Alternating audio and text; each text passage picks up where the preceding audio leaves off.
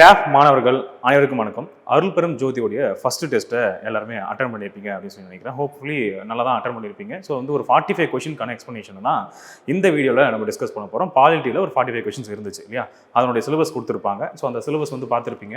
இந்தியாவுடைய அரசியலமைப்பு, அதாவது கான்ஸ்டிடியூஷன் ஆஃப் இந்தியா, அதில் வந்து என்னென்ன கண்டென்ட்லாம் கொடுத்துருப்பாங்கன்னா, மேக்கிங் ஆஃப் த கான்ஸ்டிடியூஷன் இல்லையா, அது கான்ஸ்டிடியூஷன்றது எப்படிலாம் நம்ம ரெடி பண்ணோம் அப்படின்ற ஒரு கண்டென்ட் இருக்கும், பேசிக்கான ஒரு கண்டென்ட்.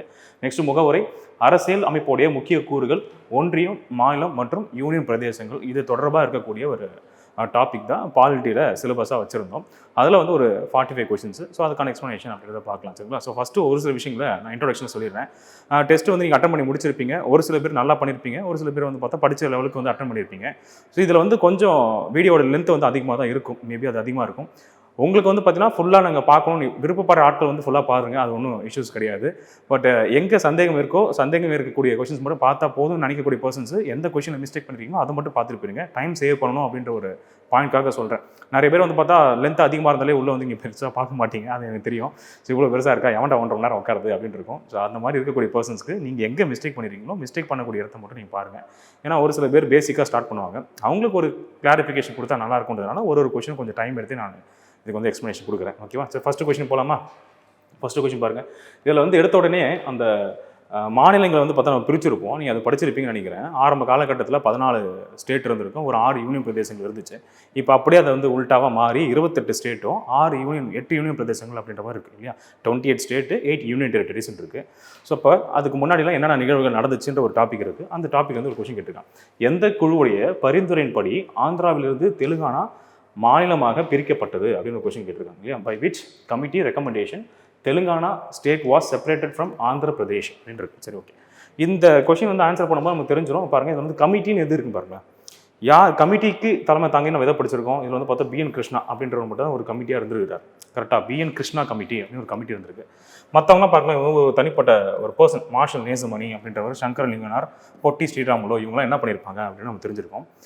மார்ஷல் நேசமணி அப்படின்றவர் தான் கேரளாவில் இருக்கக்கூடிய, கேரளாவுக்கு போக வேண்டிய ஒரு சில பகுதிகள், குறிப்பாக சொல்ல போனால் கன்னியாகுமரி பகுதி வந்து பார்த்தா தமிழ்நாட்டில் இணைக்கிறதுக்கு உறுதுணையாக இருந்திருப்பார் மார்ஷல் நேசமணி அப்படின்றவர். சங்கரலிங்கனார் என்ன செஞ்சிருப்பாரு நமக்கு தெரியும். தமிழ்நாடுன்ற ஒரு பேர் வந்து பார்த்தீங்கன்னா பேர் மாற்றம் செஞ்சு தருவதற்காக 76 நாள் வந்து ஒரு உண்ணாவிரதம் வந்து இறந்திருப்பார் அவர், சங்கரலிங்கனார் அப்படின்றவர். பொட்டி ஸ்ரீராமுலும் இதே மாதிரி ஒரு பர்சன் தான். இவர் வந்து 76 நாள், இவர் வந்து ஒரு 56 நாள் அப்படின்ற மாதிரி ஒரு உண்ணாவிரதம் இருந்து தெலுங்கு பேசக்கூடிய மக்களை எங்களுக்கு வந்து ஆந்திரம் பிரித்து கொடுங்கன்னு இருந்தார். ஸோ இந்த மாதிரி 3 பர்சன்ஸ் தனி. அப்போ இந்த குழுவில் இருக்கக்கூடிய குழுன்னு ஒரு யாருக்கு வந்து இருந்திருக்கு அப்படின்னு பார்த்தா பிஎன் கிருஷ்ணா குழு அப்படின்னு தான் ஒரு குழு இருந்திருக்கு. மற்ற இந்த 3 பேருடைய பேரில் குழுன்றது இருந்தது கிடையாது. ஸோ அது வந்து ஃபஸ்ட்டு ஒரு குழு. அதை வச்சுட்டு நம்ம என்ன பண்ணிக்கலாம், பிஎன் கிருஷ்ணா கமிட்டி அப்படின்னு கண்டுபிடிச்சலாம். இந்த பிஎன் கிருஷ்ணா கமிட்டி தான் என்ன பண்ணிச்சுன்னா தெலுங்கானா அண்ட் ஆந்திரா அப்படின்ற 2 ஸ்டேட்டாக நீங்கள் வந்து பிரித்து கொடுங்கன்னு சொல்லி பரிந்துரை கொடுத்தாங்க. அதன் பேரில் தான் என்ன பண்ணியிருப்போம், இது பிரிச்சுருப்போம். இது எப்போ நடைமுறைக்கு வந்துச்சு அப்படின்னா ஜூன் 2 2019 14 இது நடைமுறைக்கு வந்துச்சு. 2014 நடைமுறைக்கு வந்துச்சு. அதில் என்ன ஒரு சஜஷன் கொடுத்துருப்பாரு அப்படின்னா, இதனுடைய கேபிட்டல் இருக்குல்ல, ஹெட் குவார்ட்டர்ஸ் நமக்கு தெரியும் இல்லையா, கேபிட்டல் அப்படின்றது ஹைதராபாத் தானே அவங்களுடைய கேபிட்டலாக இருந்துச்சு. ஸோ இந்த ஹைதராபாத் அப்படின்றது அடுத்து 10 ஆண்டுகளுக்கு பொதுவாக பயன்படுத்திக்கிட்டோம். யாரும் ஸோ நெக்ஸ்ட் 10 இயர்ஸ்க்கு பொதுவாக யார் பயன்படுத்திக்கிட்டோம், தெலுங்கானாவும் ஆந்திர பிரதேஷும் பொதுவாக இந்த இடத்த பயன்படுத்திக்கிட்டோம்.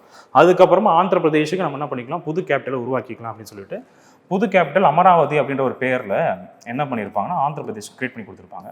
ஸோ இப்போது ஆந்திராவுடைய கேபிட்டல் அமராவதி இருக்குது, ஹைதராபாத் அப்படின்றது தெலுங்கானாவுடைய கேபிட்டலாக இருக்குது. ஆனால் 10 ஆண்டுகளுக்கு ஹைதராபாத்தை 2 பேரும் பொதுவாக தான் பயன்படுத்தினாங்க. அந்த 10 ஆண்டுகள் முடிஞ்சிருச்சு. இது 2024 current affairs.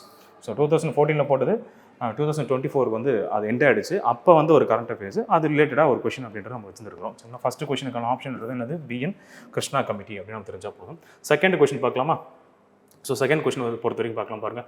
Fundamental rights provided by Indian constitution are upheld by courts அப்படின்னு ஒரு பாயிண்ட் இருக்குது. ரெண்டாவது வந்து பாருங்கள், சுப்ரீம் கோர்ட் அவங்க தான் வந்து பார்த்தா கார்டியன் அப்படின்னு சொல்ல மாதிரி ஒரு பாயிண்ட் கொடுத்துருக்காங்க. ஓகே, தமிழில் பார்த்துலாமா? தமிழில் பாருங்கள். இந்திய அரசமைப்பு வழங்கியுள்ள அடிப்படை உரிமைகள் நீதிமன்றத்தால் நிலைநாட்டப்படுபவை ஆகும் அப்படின்னு கொடுத்துருக்காங்க. சரி, ஓகே, ஃபர்ஸ்ட் பாயிண்ட் ரைட்டு. ரெண்டாவது பாருங்கள், ஒரு நபர் தமது அடிப்படை உரிமைகள் மீறப்பட்டால் அவர் நேரடியாகவே என்ன பண்ணலாம், உச்சநீதிமன்றத்தில் நாடக்கூடிய உரிமைன்றது விதி 32 உறுதி அளிக்கப்பட்டிருக்கு அப்படின்னு ஒரு கொஸ்டின் கொடுத்துருக்காங்க. சரி, ஓகே, இந்த பாயிண்ட் பார்த்தலாமா, தெளிவாக பார்த்தலாம். பார்ட் 3 ஆஃப் த கான்ஸ்டியூஷன் என்ன சொல்லுது, பகுதி 3 அப்படின்றது ஆர்டிகல் 12 இருந்து 35 வரைக்கும் இருக்குது இல்லையா. நமக்கு இருக்கக்கூடிய அடிப்படை உரிமைகளை பற்றி பேசக்கூடியது தான் என்ன பகுதி அப்படின்னு சொல்லி பார்த்தீங்கன்னா பகுதி 3 அப்படின்னு தெரிஞ்சிருக்கோம். இந்த பாயிண்ட் பொறுத்த வரைக்கும் பாருங்களேன், அடிப்படை உரிமைகள் அப்படின்றது நீதிமன்றத்தால் நிலைநாட்டு படுபவே ஆகும் அப்படின்ட்டு இருக்கான். இப்போ நம்மளுடைய அடிப்படை உரிமைகள் மீறப்பட்டுச்சு அப்படின்னா நம்ம நேரடியாக எங்கே போக முடியும், நீதிமன்றத்தை நம்ம நாட முடியும் அப்படின்ற ஒரு பாயிண்ட் தான் ஃபஸ்ட்டு. அதை வந்து மேக்கிங் ஆஃப் த கான்ஸ்டியூஷன்லேருந்து நம்ம ஒரு சில விஷயத்தை அண்டர்ஸ்டாண்ட் பண்ணியிருப்போம். பகுதி 3 வரும்போது தி ஆர் ஜஸ்டிசபிள் பார்ட் அப்படி கொடுத்துருக்கோம். ஜஸ்டிசபிள் அப்படின்னா இதெல்லாம் வந்து பார்த்தா நீதி புறணைக்கு உட்பட்டவை அப்படி ஒரு பாயிண்ட். அப்போ நம்மளோட அடிப்படை உரிமைகள் மீறப்படும் போது நேரடியாக நம்மளால் எங்கே போக முடியும், நீதிமன்றத்துக்கு போக முடியும் அப்படின்னு ஒரு விஷயம் இருக்குது. சரியா? இந்த மாதிரி எதுக்கு ஒரு சில விஷயங்கள் வச்சுருக்கிறோம். பகுதி 3ன்றது முதல்ல எதுக்கு அப்படின்றது ஒரு தெளிவுன்றது வந்துடும் பாருங்கள். இப்போ நமக்கு இண்டிபெண்டன்ஸ் வாங்கணும் இல்லையா? இண்டிபெண்டன்ஸ் வாங்கிறதுக்கு முன்னாடி நம்ம ஆட்சி செஞ்சது யாருன்றது நம்ம நல்லா தெரிஞ்சிருக்கும், பிரிட்டிஷ் நல்லபடியாக ஆட்சி செஞ்சாங்கன்னு பார்த்தா இல்லை.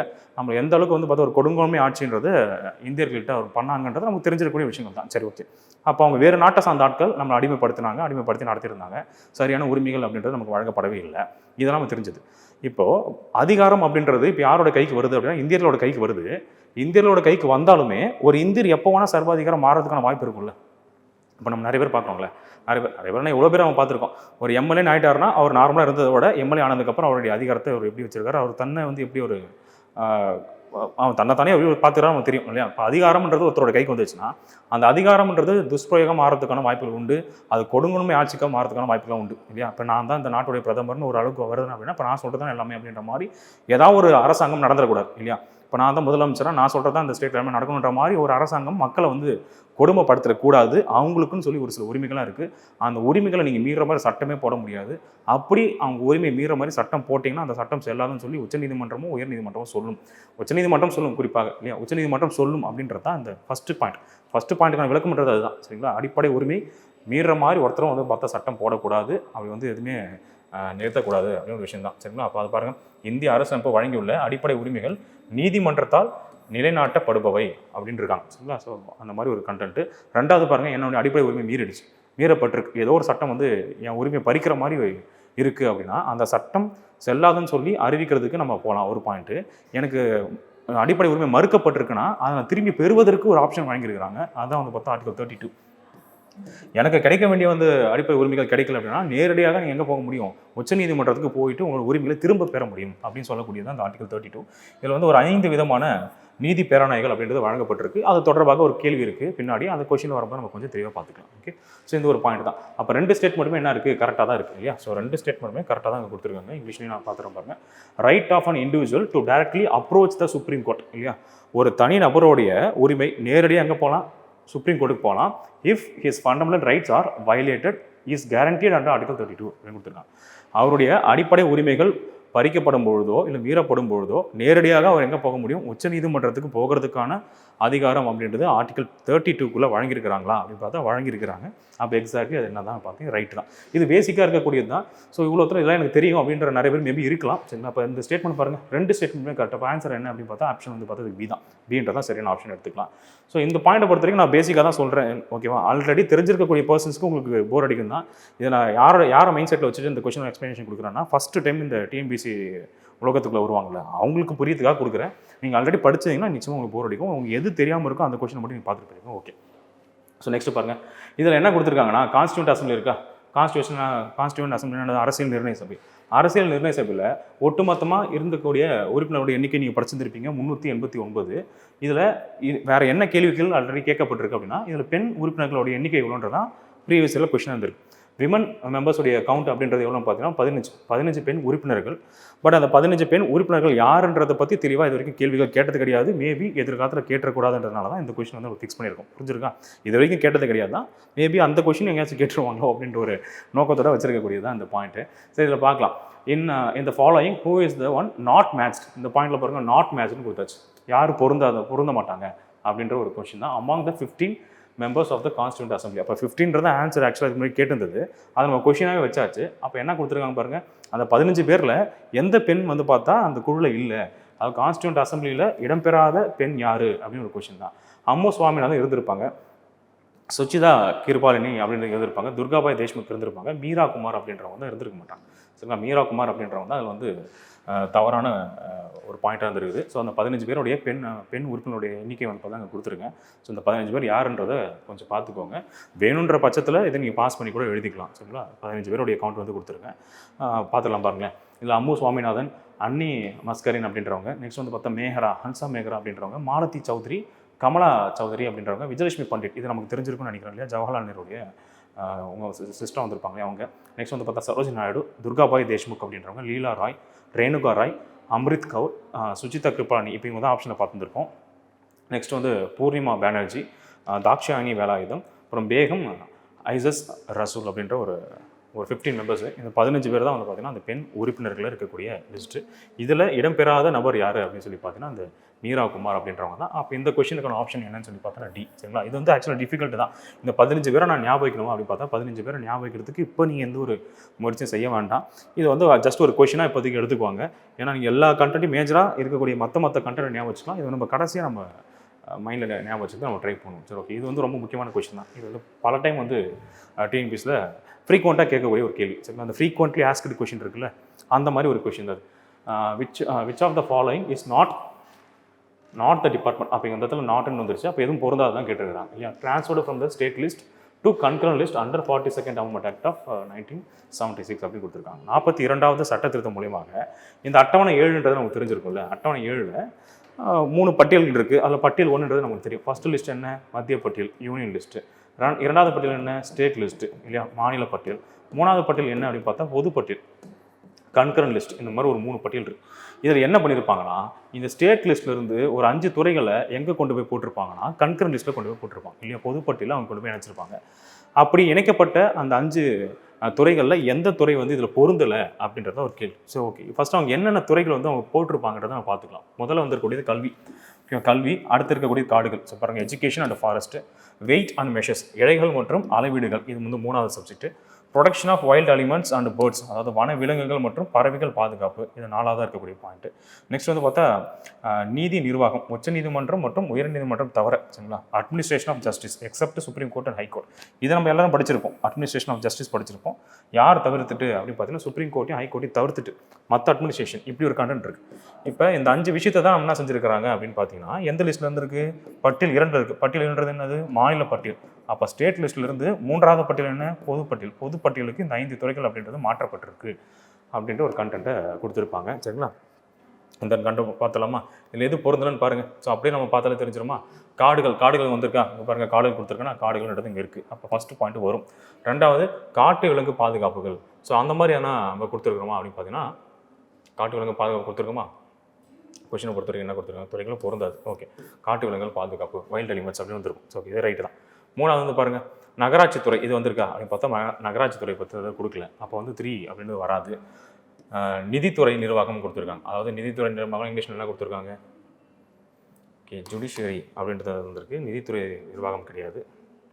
ஓகே, இந்த பாயிண்ட் வந்து பார்த்தா பொருந்தாது. கல்வி கொடுத்துருக்காமா 5வது, இது வந்திருக்கு இல்லையா, ஃபஸ்ட்டு பாயிண்ட் எனக்கு கொடுத்தாச்சு. ஸோ இப்போ இந்த பாயிண்ட்டை பொறுத்த வரைக்கும் என்னென்ன வந்து வரலை அப்படின்னு பார்த்தீங்கன்னா 4 வந்திருக்காரு. 4 வரல, இந்த இடத்துல வந்து பார்த்தா 3 வரல. அப்போ இது 2 மட்டும் தான் அந்த இடத்துல தவறாக இருக்கக்கூடியது. ஸோ ஆப்ஷனை பொறுத்த வரைக்கும் சின்றதான் அந்த இடத்துல வந்துருக்கணும். இந்த 5 பாயிண்ட் அடிக்கடி கொஸ்டினில் கேட்டுகிட்டே இருந்திருப்பாங்க, அதை பார்த்துக்குவாங்க. சரிங்களா. இது வரைக்கும் அது மாற்றம் செய்யப்பட்டிருக்கக்கூடியது. 7வது அட்டவணை பொறுத்த வரைக்கும் உங்களுக்கு தெளிவாக புரிஞ்சிருக்குன்னு நினைக்கிறேன். 7வது அட்டவணையில் ஆரம்ப காலகட்டத்தில் பாருங்கள், லிஸ்ட் 1, லிஸ்ட் 2, லிஸ்ட் 3. இதில் வந்து ஒரு சில துறைகள் இருந்திருக்கும். இந்த இடத்துல வந்து பார்த்தீங்கன்னா 97 துறைகள் இருந்துச்சு. அதுக்கப்புறம் வந்து பார்த்தா 100 துறைகளாக மாறுச்சு. இந்த இடத்துல வந்து பார்த்தா 66 துறைகள் இருந்துச்சு. இங்கே வந்து 47 துறைகள் இருந்துச்சு. இங்கேருந்து ஒரு 5 துறைகளை கொண்டு வந்து தான் இங்கே போட்டாச்சு. இப்போ 5 துறைகள் கொண்டு வந்து இங்கே போட்டதுனால 66 என்ன மாறிட்டு இருக்கும், அதில் 5 மைனஸ் பண்ணால் 61 வந்துட்டு. இங்கே ஒரு 5 ஆட் ஆயிடுச்சா, 5 ஆட் ஆனதுனால இது என்ன ஆகிடுச்சு, 52 மாறிடுச்சு. இப்படி தான் இருந்துச்சு. இது வந்து ஜிஎஸ்டி வர வரைக்கும் இருந்துச்சு. இது வந்து 1950 கான்ஸ்டிடியூஷன் நடைமுறைக்கு வரும்போது, இது 2017 வரைக்கும். ஏன்னா அப்போ வந்து ஜிஎஸ்டி அமல்படுத்தலை, அது வரைக்கும் இந்த கண்டென்ட். ஜிஎஸ்டி அமல்படுத்தினதுக்கப்புறம் என்ன ஆயிடுச்சு அப்படின்னு பார்த்தீங்கன்னா, இது முதல் பட்டியல் இருக்குல்ல, முதல் பட்டியல் என்னது, யூனியன் லிஸ்ட் இல்லையா, மத்திய பட்டியலில் 2 துறைகள் வந்து பார்த்தா நீக்கிட்டாங்க. 2 துறைகள் நீக்கப்பட்டதுனால 2017க்கு அப்புறம் ஆஃப்டர் 2017 இது வந்து 98 மாறி போச்சு. அதே மாதிரி இங்கேயும் வந்து 2 துறைகள், டேக்ஸ் தொடர்பாக இருக்கக்கூடிய 2 துறைகள்ன்றது நீக்கப்பட்டுச்சு. அதனால் இங்கே என்ன ஆயிடுச்சு, 59 ஆயிடுச்சு. இங்கே எந்த பிரச்சனையும் மாற்றம் இல்லாமல் இது 52 இருக்குது. அப்போ தற்போது இருக்கக்கூடிய கவுண்ட்ன்றது இதுதான். ஆனால் டிஎன்பிஎஸ்சியில் இது வரைக்கும் இந்த டேட்டா வச்சு இது வரைக்கும் கொஷின்ஸ் வரல. அவங்க கொஷின் வந்து இந்த 2 ஏரியாலே கேட்டுருக்காங்க, இந்த ஏரியா பக்கம் இன்னும் வரல, மேபி எதிர்காலத்தில் அது வரலாம். அதனால் அதை வந்து நீங்கள் நோட் பண்ணி வச்சுக்கோங்க. ஓகே, நெக்ஸ்ட் அடுத்த கேள்வி வந்து பார்த்தா புத்தகத்தில் இருக்கக்கூடிய கேள்வி. அது இல்லாமல் கொஞ்சம் வந்து கரண்ட் அஃபேர்ஸில் வந்திருக்கக்கூடிய ஒரு கொஷின் தான். புக்கில் வந்து நம்ம பார்த்துருப்போம் 6th புக்கில் கிளாசிக்கல் லாங்குவேஜ் அப்படின்னு சொல்லி பார்த்துருப்போம். அது தொடர்பாக இருக்கக்கூடிய கொஷின் பார்த்துக்கலாம் பாருங்க. 2024 ஒரு 5 லாங்குவேஜ் செம்மொழியாக வந்து பார்த்தா அறிவிச்சிருப்பாங்க. ஒரு 5 லாங்குவேஜஸை செம்மொழி அப்படின்னு சொல்லி அறிவிச்சிருப்பாங்க. அதில் எது தவறானது அப்படின்னு ஒரு கேள்வி கேட்டிருக்காங்க. ஸோ ஓகே, அசாமி இருந்துச்சு அப்படின்னு பார்த்தா அசாமி இருந்துச்சு, பாலி இருந்துச்சு, பிராகிருதம் இருந்துச்சு, மலையாளம் வந்து பார்த்தா ஏற்கனவே இருந்துச்சு. 2014 வந்துச்சு அப்படின்னு பார்த்தா 2024 வந்துச்சு பார்த்தா 2024 வரல, அதுக்கு முன்னாடியே வந்துருச்சு. அதனால் நமக்கு தெரிஞ்சிருக்கக்கூடியது தான் இல்லையா. நான் பாருங்கள் ஒரு லிஸ்ட்டாக காட்டாமா. ஃபஸ்ட்டு முதல் செம்மொழியாக அறிவிக்கப்பட்டது எது அப்படின்னு பார்த்தா தமிழ் தான் இல்லையா. தமிழ் வந்து 2004 கொண்டு வந்தாச்சு. அதுக்கப்புறம் சான்ஸ்கிரிட் 2005. நெக்ஸ்ட் வந்து தெலுங்குன்றதும் கன்னடான்றது ஒரே இயரில் கொண்டு வந்திருப்பாங்க. தெலுங்கு அண்ட் கன்னடான்றது 2008 மலையாளம் 2013 கொண்டு வந்தாச்சு. சரிங்களா, 13 கொண்டு வந்தாச்சு, 14 ஒடியா. ஸோ இதுக்கு முன்னாடி 6 செம்மொழிகள் மட்டும் தான் இருந்துச்சு. 2024 முன்னாடி வரைக்கும் ஒரு 6 கிளாசிக்கல் லாங்குவேஜஸ் மட்டும் தான் இருந்துச்சு.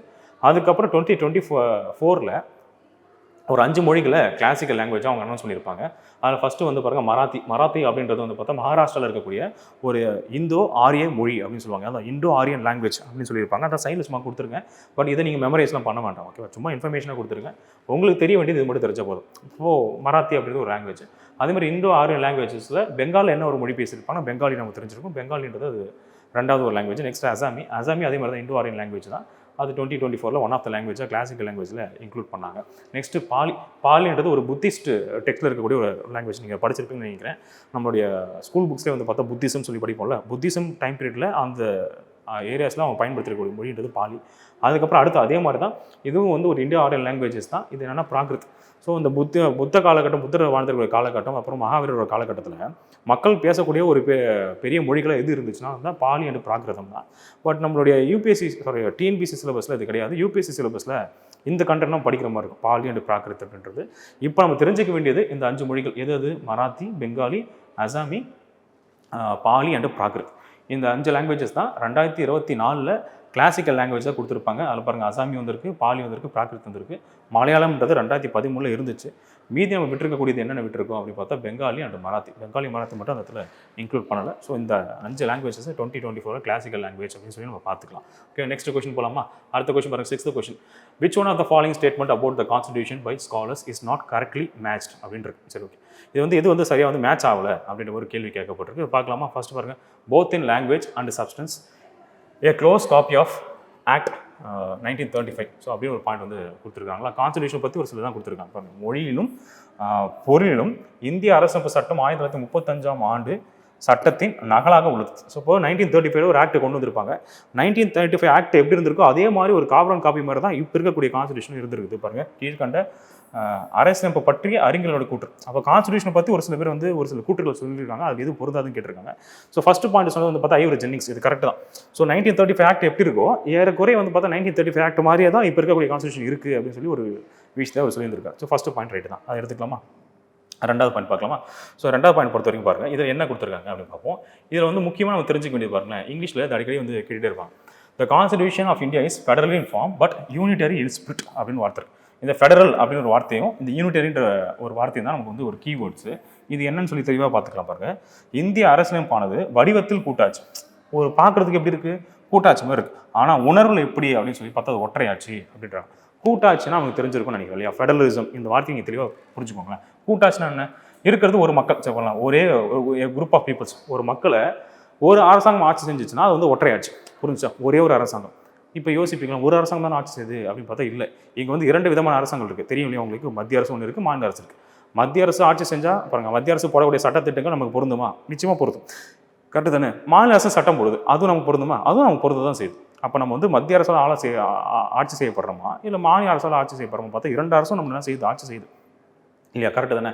அப்போ we are ruled by both government, union government and state government. அதான் 2 பேரும் ஒன்றா சேர்ந்து கூட்டாக சேர்ந்து ஆட்சி செய்கிறாங்க, அதோட பேர் தான் கூட்டாட்சி. அப்போ ஃபெடரலிசம்னு என்ன அர்த்தம், 2 அரசாங்கங்கள் ஒரே மக்கள் ஆட்சி செய்யும், அதோட பேர் ஃபெடரலிசம். அப்போ இந்தியான்றது அப்படிப்பட்ட ஒரு அமைப்பு தானே, ஃபெடரல் கண்ட்ரி தானே இந்தியான்றது. ஏன்னா மத்திய அரசும் ஆட்சி செய்யுது, மாநில அரசும் ஆட்சி செய்யுதா, உங்களுக்கு பார்க்கறதுக்கு அப்படி தானே இருக்குது, பார்க்கறதுக்கு அப்படி தான் இருக்குது. அப்போ பார்வையில் அது என்னவா இருக்குது, இங்கே பாருங்களேன், வடிவத்தில் கூட்டாட்சி தான், பார்க்கும்போது உங்களுக்கு கூட்டாட்சி தான் இருக்குது. பட் உணர்வில் எப்படி இருக்குன்னா ஒற்றையாட்சி தான். இப்போ நீங்கள் வந்து மத்திய அரசு மீறி எங்கே ஏதாச்சும் பெருசாக செஞ்சிட முடியுமா, அப்படி பார்த்து பெருசாக செய்ய முடியாது. இப்போ எக்ஸாம்பிள் பாருங்கள், மத்திய அரசுடைய ஒரு ஏஜென்ட்டாக தான் இல்லையா, ஒரு ஏஜென்ட்டாக தான் யார் செயல்படுறாங்கன்னா கவர்னர் செயல்படுறார். ஒரு மாநிலத்துடைய தலைமை யாரும் பார்த்தா கவர்னர் தான் இல்லையா, நிர்வாகத்தின் அடிப்படையில் அவர் தான் வந்து தலைவர். அப்போ மத்திய அரசு சொல்கிறக்கூடிய விஷயத்தை தான் வந்து இந்த இடத்துல கவர்னர் கேட்குறாரு. அப்போ உங்களை பார்க்குறதுக்கு 2 அரசாங்கங்கள் வந்து ஆட்சி செய்கிற மாதிரி இருக்கும். ஆனால் உள்ளுக்குள்ளே நல்லா உட்காந்து ஸ்க்ரூட்டனைஸ் பண்ணி ஆழ்ந்து பார்த்தீங்க அப்படின்னா அது ஒற்றை ஆட்சி தான் அப்படின்னு சொல்லுவாங்க. வடிவத்தில் தான் வந்து பார்த்தா அது வந்து கூட்டாட்சியாக இருக்குது, ஆனால் உணர்வில் வந்து அது ஒற்றையாட்சியாக தான் இன்னும் கொஞ்சம் செயல்படுது அப்படின்றதான். சந்தோஷ் சுப்ரமணியத்தை சொல்லுவாங்களே, இப்போ கூட பாருங்கப்பா என் கை உங்கள் கைக்குள்ளே தான்ப்பா இருக்குது அப்படின்ற மாதிரி தான். அப்போ ஸ்டேட் கவர்மெண்ட்டுக்கு ஃபுல் பவர் இருக்கான்னு பார்த்தா இல்லை, சென்ட்ரல் கவர்மெண்ட்டுக்கு தான் பவர் இருக்குது. பேருக்குன்னு சொல்லி நீங்கள் ஸ்டேட்டுக்கிட்ட பவர் இருக்கிற மாதிரி காமிச்சிக்கிறீங்க அப்படின்னு சொன்னது. ஸோ இதை சொன்னது இவ்வளோ தான் சொன்னது யார் அப்படின்னு பார்த்தீங்கன்னா கேசி வியர். ஓகே, கேசி வியர் அப்படின்றவர் தான் சொல்லியிருந்திருப்பார். ஸோ நல்ல ஸ்டேட்மெண்ட்டு. இது பல டைம் வந்து 10 கொஸ்டின் கேட்டிருப்பாங்க. கேசி வியர் அப்படின்னு சொல்லியிருப்பாரு. இவரே மறுபடியும் என்ன சொல்லியிருப்பாருன்னா அரை கூட்டாட்சி சொல்லியிருப்பார். அப்போ முழுமையான கூட்டாட்சி கான்செப்ட் இது கிடையாது. அரையும் குறையுமே பாதி தான் கொடுத்துருக்கீங்க, போனால் போது இருந்தால் வச்சுக்கோ அப்படின்ற மாதிரி அரை கூட்டாட்சி தான் இருக்குது. குவாசி ஃபெடரல் அப்படின்னு ஒரு வார்த்தையும் பயன்படுத்தியிருப்பார். புரிஞ்சா, குவாசி ஃபெடரல். அப்போ முழுமையான ஒரு ஃபெடரலிசமா அப்படின்னு பார்த்தா இல்லை, கொஞ்சோண்டு ஃபெடரல். இப்போ 7வது அட்டவணை பார்த்துருப்போம்ல, அதில் அதிகப்படியான பிரிவுகள் எங்கே இருக்குது, அதிகப்படியான துறைகள் எங்கே இருக்குது, மத்திய அரசுகிட்ட தான் இருக்குது, மாநில அரசுகிட்ட குறைவாக தானே இருக்குது. அப்போ நீங்கள் சமமாக பிரித்து கொடுத்தீங்கன்னா அது முழுமையான கூட்டாட்சின்னு எடுத்துக்கலாம் இல்லையா. நீ உனக்கு 100 துறையா எனக்கு 100 துறை கொடுத்தனா நான் எடுத்துக்கலாம். அது உனக்கு 100 எனக்கு வந்து பார்த்தா இப்போ 58 தான் அப்படி தான் இருக்குது அப்படின்னு பார்த்தீங்கன்னா அது வந்து சரியாக எடுத்துக்க முடியாது. அதிலே பொதுப்பட்டியலில் பாருங்கள், பொதுப்பட்டியலில் கூட மத்திய அரசாங்கம் ஒரு இடத்த சட்டம் போட்டுச்சுன்னா அதுதான் செல்லுபடியாகும், மாநில அரசுக்கு அதில் அதிகாரம் கிடையாது. அப்போ முக்கால்வாசி நீங்கள் தான் வச்சுக்கிறீங்க, போனால் போதுன்னு சொல்லி ஒரு கால்வாசி இடம் கொடுத்துருக்கீங்க. அப்போ முழுமையான கூட்டாட்சி தான் கிடையாது, இது வந்து ஒரு அரை கூட்டாட்சி அவ்வளோதான். அதையும் வந்து பார்த்தா அவர் தான் சொல்லியிருந்திருப்பார். Next bargaining federalism. இது மோரிஸ் ஜோன்ஸ் அப்படின்னு சொல்லியிருந்திருப்பார். பார்கெனிங் ஃபெடரலிசம்னா கூட்டாட்சி என்ன பண்ணியிருக்கேன், இந்த பார்கெனிங் வந்து தெரியும் இல்லையா, பேரம் பேசி வாங்குறது, பேரம் பேசி வாங்கப்பட்ட கூட்டாட்சி மாதிரி இருக்குங்க நீங்கள் கொடுத்துருக்குது அப்படின்னு சொல்லியிருப்பார். பாருங்கள், பேரம் பேசப்பட்ட கூட்டாட்சி. எனக்கு இது கொஞ்சம் கூட, இது கொஞ்சம் கூட, இந்த துறை நான் எடுத்துக்கிறேன், அக்ரிகல்ச்சர் என்கிட்ட கொடுத்துறேன் அப்படின்னு சொல்லி நீ பேரம் பேசி வாங்கியிருக்க மாதிரி இருக்குது இந்த கூட்டாட்சி. அப்போ இவர் என்ன சொல்லியிருக்காருன்னா முழுமையான கூட்டாட்சின்றது இது கிடையாதுன்றத இப்படி வந்து ஒரு சில டிஃப்ரெண்ட்டான ஒரு வார்த்தையில் பயன்படுத்திருக்காரு.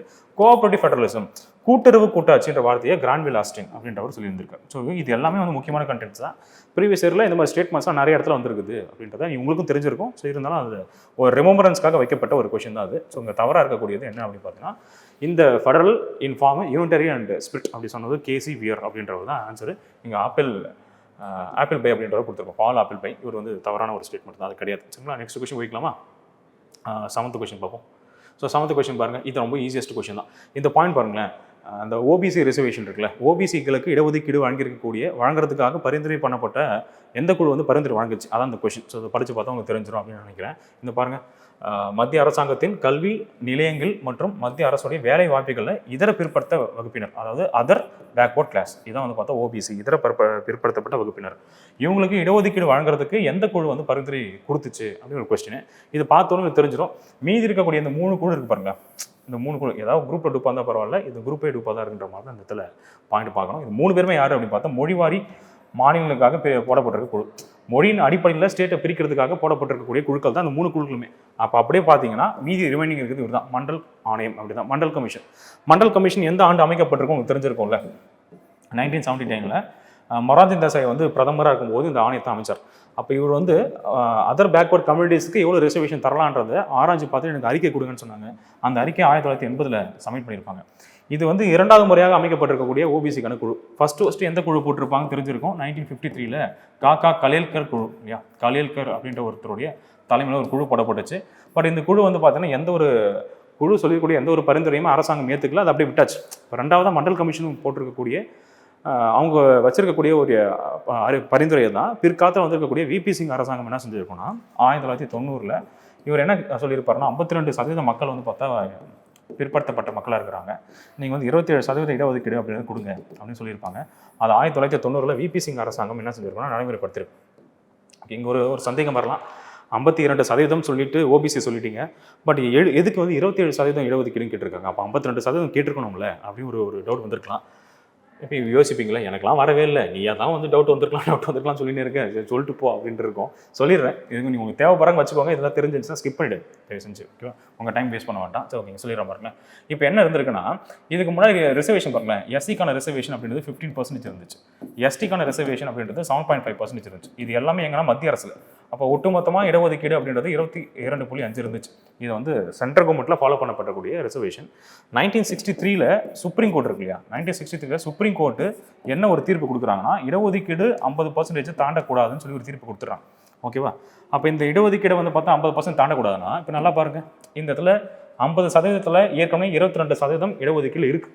அப்போ 50ல் 22.5 போயிடுச்சு அப்படின்னா ரிமைனிங் எவ்வளோ இருக்குது? 27.5 தான் அதிகபட்சம் இருக்குது. அப்போ எனக்கு வேறு வழியே கிடையாது, நான் எவ்வளோ தான் அதிகபட்சம் தரலாம்? 27% தரலாம். அப்போ ஏற்கனவே எவ்வளோ இருக்குது? 22 இருக்குது. 22 அப்படின்னு சொல்லி நம்ம இங்கே போட்டோம், 27% கொடுத்துட்டோம்னா ஒட்டுமொத்த ரிசர்வேஷன் எவ்வளோ இருக்கும்? 49.5 இருக்கும். அதனால தான் அவங்க எவ்வளோ சதவீதம் கேட்டாங்க? 27% இடஒதுக்கீடு கொடுங்கன்னு கேட்டாங்க. அதே மாதிரி 27% இடஒதுக்கீடு விபி சிங் அரசாங்கம் கொடுத்தாங்க. ஓகே, விபி சிங் அரசாங்கம் மற்றவங்க 1990 கொடுத்தாங்க. ஆனால் அதுக்கப்புறம் இவர் ஆட்சி எடுத்து கவுந்துச்சு. அதுக்கப்புறம் 1990 வந்தாரா? 91 நரசிம்மராவ், பிவி நரசிம்மராவ் வந்தார்.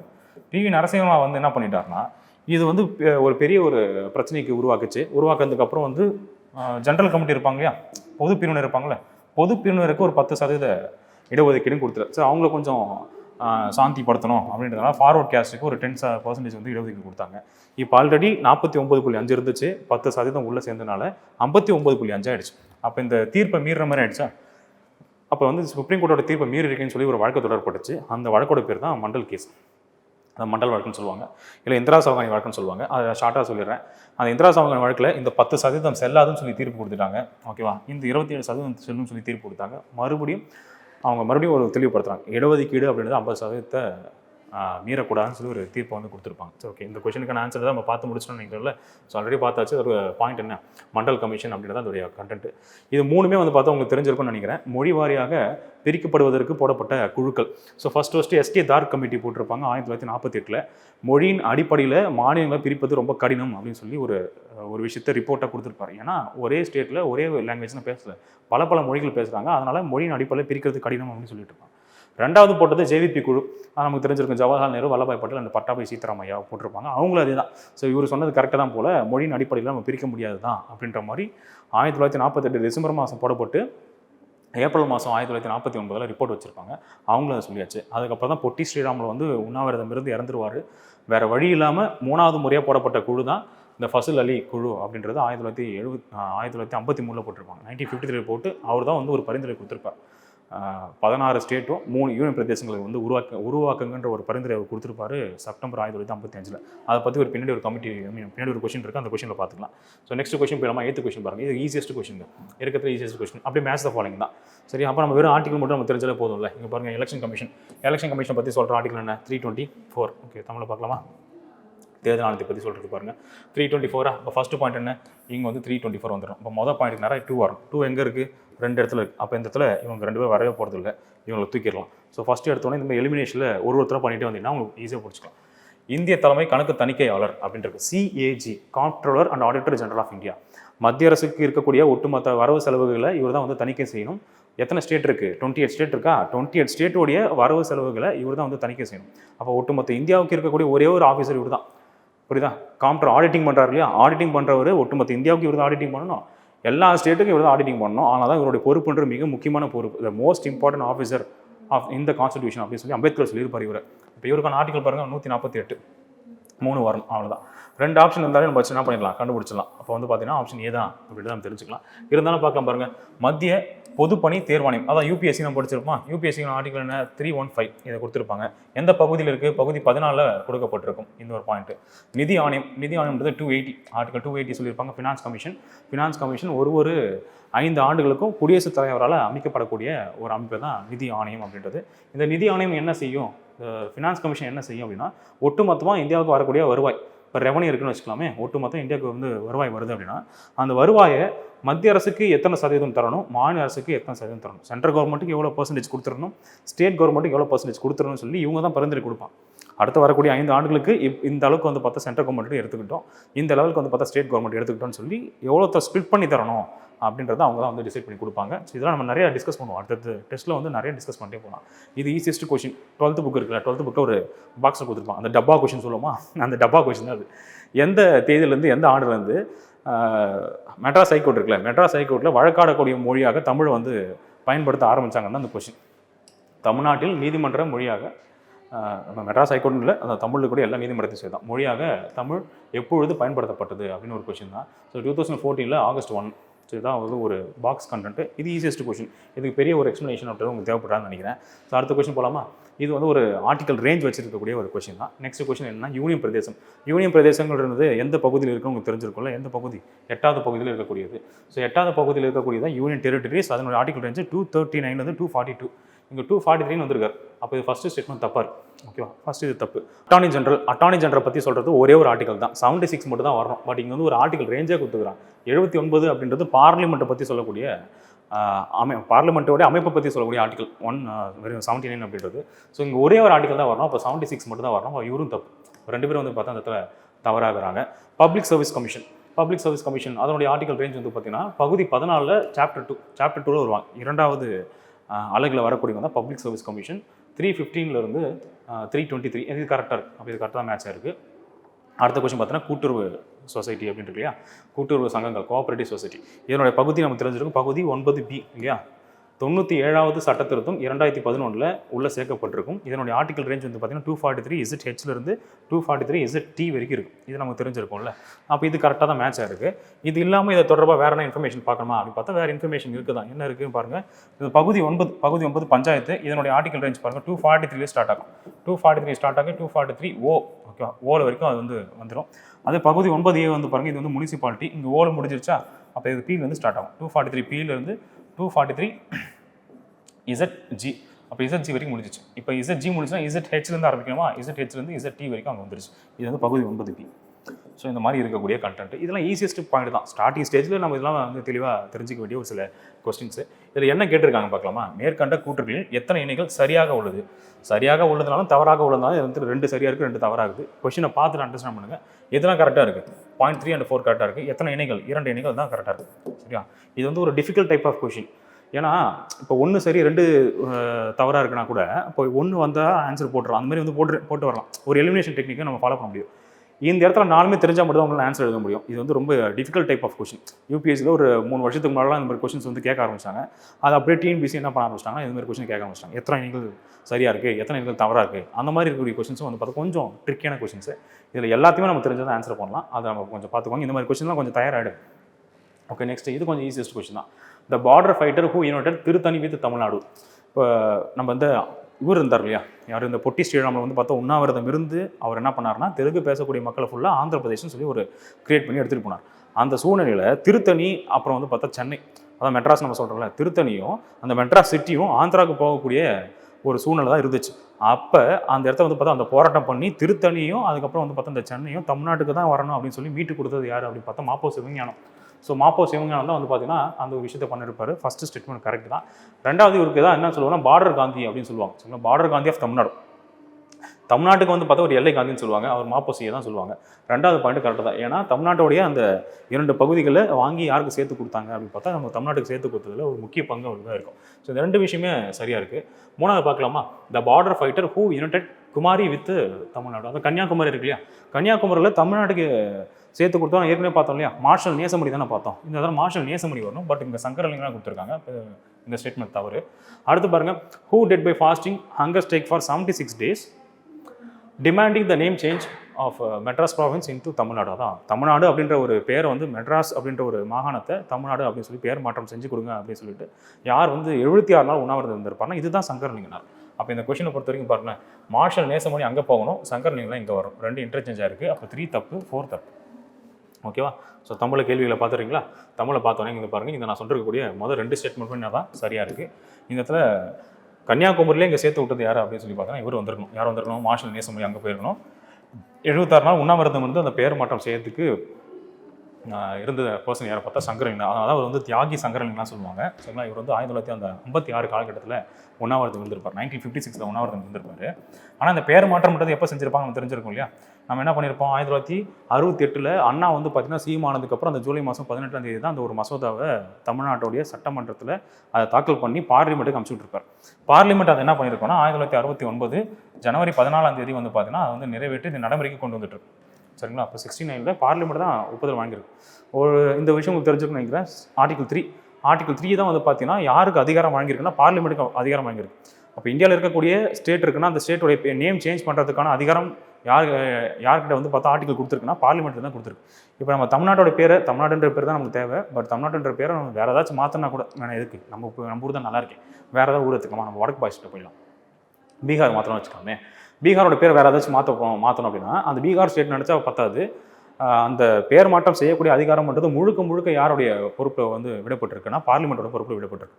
அப்போ ஒரு ஸ்டேட் நினச்சா மட்டும் தன்னோட பேரை மாற்றிக்க முடியாது. அது வந்து ஒட்டுமொத்தம் மாற்றக்கூடிய அதிகாரம் பெற்றது பாராளுமன்றம். இது ஆர்டிகல் 3 போய் படிங்க. ஆர்டிகல் 3 போய் படிச்சுன்னா உங்களுக்கு தெளிவாக தெரிஞ்சிடும். சரியா, ஓகே. இதுக்கான ஆப்ஷன் பார்த்துருமா? ஆப்ஷன் என்ன, ஒன்றும் கொஸ்டின் பார்க்கல பாருங்கள். கூற்றுகள் எது ஆராய்ங்கன்னு கொடுத்துருக்காங்களா? ஓகே, அதை சார்ந்து பார்த்துக்கலாம். இப்போ 1, 2 சரி. ஓகே பாருங்கள், 1, 2 சரியாக இருக்குது, 3, 4 தவறாக இருக்குது. ஆப்ஷன் வந்து இதில் சி. ஓகே, நெக்ஸ்ட் கொஸ்டின் போகலாமா? நெக்ஸ்ட் பாருங்கள், Andhra Pradesh was bifurcated into 2 state. இது நம்ம ஏற்கனவே பார்த்துறோம்ல. ஆந்திரா அப்படின்றது இருக்கிறத நம்ம என்ன பண்ணோம், தெலுங்கானா அண்ட் ஆந்திரான்னு சொல்லி 2 ஸ்டேட்டாக பிரித்தோம். அதுக்கு டேட்டு கேட்டிருக்காங்க, அவ்வளோதான். அது June 2, 2014. எங்கே இருக்காரு தம்பி? June 2, 2014. அவ்வளோதான் ஆன்சர் இது.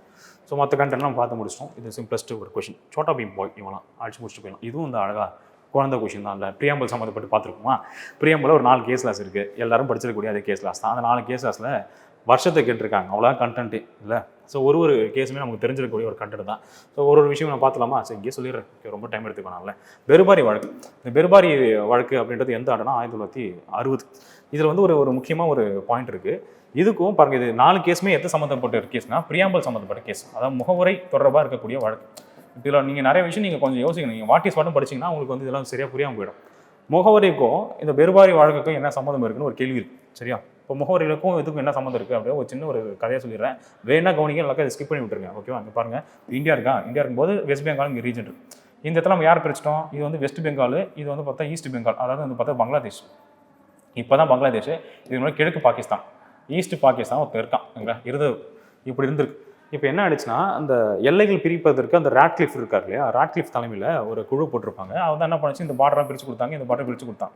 அப்போ முஸ்லீமுடைய பாப்புலேஷன் இருக்கக்கூடிய ஏரியாஸ்லாம் பாகிஸ்தான் சொல்லிட்டோம், இந்துக்கள் பாப்புலேஷன் அதிகமாக இருக்கக்கூடிய இடத்த இந்தியான்னு சொல்லி பிரித்து கொடுத்தாங்க. அதுக்கு வந்து லிஸ்ட்டு போட்டான். லிஸ்ட்டு போடும்போது இந்தந்த கிராமங்கள்லாம் வந்து பார்த்தா பாகிஸ்தானை சார்ந்த ஏரியா, இந்தந்த கிராமங்கள்லாம் வந்து பார்த்தா இந்தியாவை சார்ந்த ரீஜன் அப்படி சொல்லி லிஸ்ட்டு போட்டாங்க. அதில் நம்ம இந்த பெருபாரின்றதை வந்து பார்த்தா நம்ம இன்க்ளூட் பண்ணல. இந்த இடத்துல வெஸ்ட் பெங்காலில் இருக்கக்கூடிய ஒரு குட்டி கிராமம் தான் பெருபாரின்னு சொல்லி ஒரு கிராமம் இருந்துச்சு. இந்த பெருபாரி கிராமத்தை நம்ம என்ன பண்ணல, நம்ம இந்தியாவில் லிஸ்ட்டு பண்ணல. பட் அவங்க மாற என்ன செஞ்சுட்டாங்கன்னா, கிழக்கு பாகிஸ்தான் லிஸ்ட்டு போட்டான். இது நம்மளுக்கு கட்டுப்பாட்டில் இருக்கக்கூடிய ஒரு வில்லேஜ். அந்த இடத்துல பாகிஸ்தான் என்ன வந்து ஒரு பிரச்சனை வந்துருச்சுன்னா, பாரு என்னோட லிஸ்ட்டில் இருக்குது இந்த பெருபாரின்றதை, நீ எப்படி ஆட்சி செஞ்சுட்டு வர, ஒழுங்காக பெருபாரி ரீஜன் என்கிட்ட கொடுத்துரு அப்படின்னு சொல்லி அவங்க ஒரு பக்கம் கேட்க, சரி இப்போ தான் நம்ம இண்டிபெண்டன்ஸ் ஆகி நம்ம ஊர்லேயும் வந்து பார்த்தா முஸ்லீம் மக்கள் இருக்கிறாங்க, ஒரு மதம் சார்ந்த ஒரு வெடிப்புக்கு போக வேண்டாம் அப்படின்னு சொல்லிட்டு நம்ம என்ன செஞ்சிட்டோம், இந்த ரீஜனை கொடுத்துட்டோம். இந்த ரீஜனை ஒரே ஒரு வில்லேஜ் தானே, ஒரு வில்லேஜ்னால இந்த இடத்துல மத கலவரம் வந்து வேற ஒரு பிரச்சனைக்கு போக வேண்டாம், அதெல்லாம் போர் போகக்கூடிய ஒரு சூழ்நிலைக்கு நம்ம போக வேண்டாம், பாகிஸ்தான்ட்டு இப்போ இருக்கக்கூடிய சூழ்நிலை நம்ம சண்டைக்கெலாம் போக வேண்டாம், ஒரு சின்ன வில்லேஜ் தானே கொடுத்துடலான்ற ஒரு முடிவுக்கு வந்தாங்க. இது வந்து நிறைய கதை இருக்குது, நான் ஷார்ட்டாக சொல்லிடுறேன். அப்படி வந்து முடிவுக்கு வந்து என்ன செஞ்சுட்டாங்கன்னா, அப்போ வந்து ஒரு கொஸ்டின் கேட்குறாரு, பிரசிடென்ட் கொஸ்டின் கேட்குறாரு, 143 பயன்படுத்தி. அவருக்கு வந்து சந்தேகம் இருந்துச்சுன்னா என்ன பண்ணலாம், சுப்ரீம் கோர்ட்டிட்ட கேட்டு தெளிவு பண்ணலாம். இதை நான் ஆர்டிகல் 3 படி பாருங்க, ஆர்டிகல் 3 படி ஒரு இடத்த வந்து நான் என்ன பண்ண முடியும், வேறு நாட்டுக்கு தர முடியுமா அப்படின்னு சொல்லி கேள்வி கேட்குறேன், கொடுக்க முடியுமா அப்படின்னு பார்த்தா சுப்ரீம் கோர்ட்டு அவருக்கு வந்து ஆலோசனை கொடுக்குது.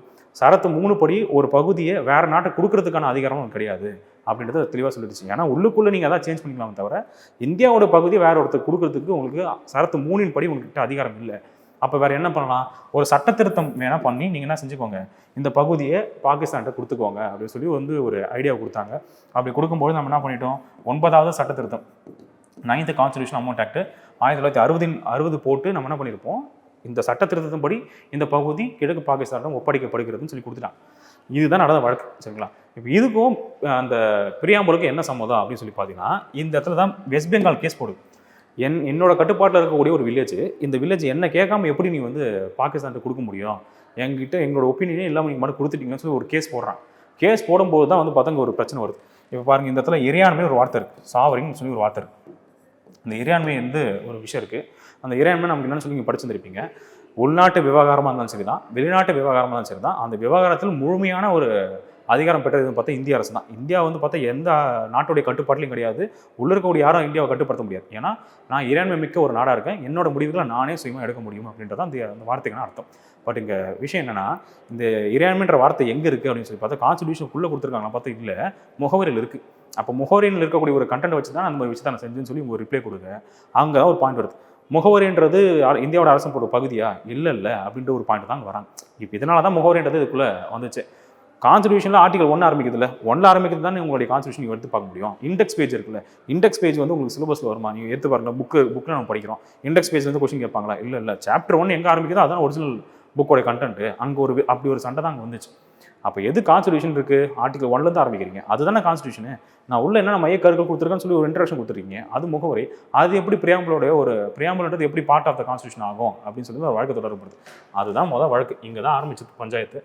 ஃபர்ஸ்ட் வழக்கில் என்ன சொல்லிடுறாங்க அப்படின்னு பாருங்க, முகவரி அப்படின்றது அரசியலமைப்போட ஒரு பகுதி அல்ல அப்படி கொடுத்துருவாங்க. இதான் வந்து பார்த்தா பெருபாரி வழக்கில் வந்துச்சு. Preamble is not part of the constitution, இந்த இடத்துல பகுதி இல்லைன்னு வந்துச்சு. அடுத்த வழக்கிலே வந்து பார்த்தா மாறிடுச்சு, முகவரி என்பது அரசியலமைப்பின் ஒரு பகுதி தான் அப்படின்னு சொல்லி கேசவனந்த பாதி வழக்கு வருது. புரியுதா? அப்போ வந்து அது இந்த இடத்துல வந்துருக்கூடிய 2, இந்த இடத்துல 1 பார்த்துக்கலாம்.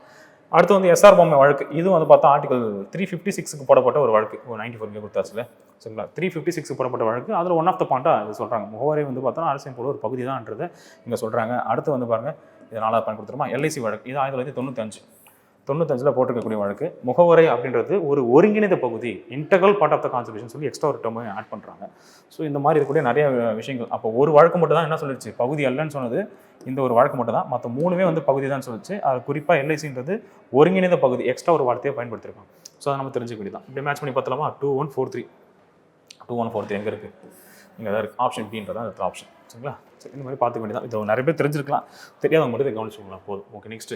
This law was enacted with the aim of satisfying moderates in the Congress. Okay, இது வந்து ஈஸியாக, இது வந்து ஆக்சுவலாக நிறைய பேர் கஷ்டப்பட்டுருக்கீங்க.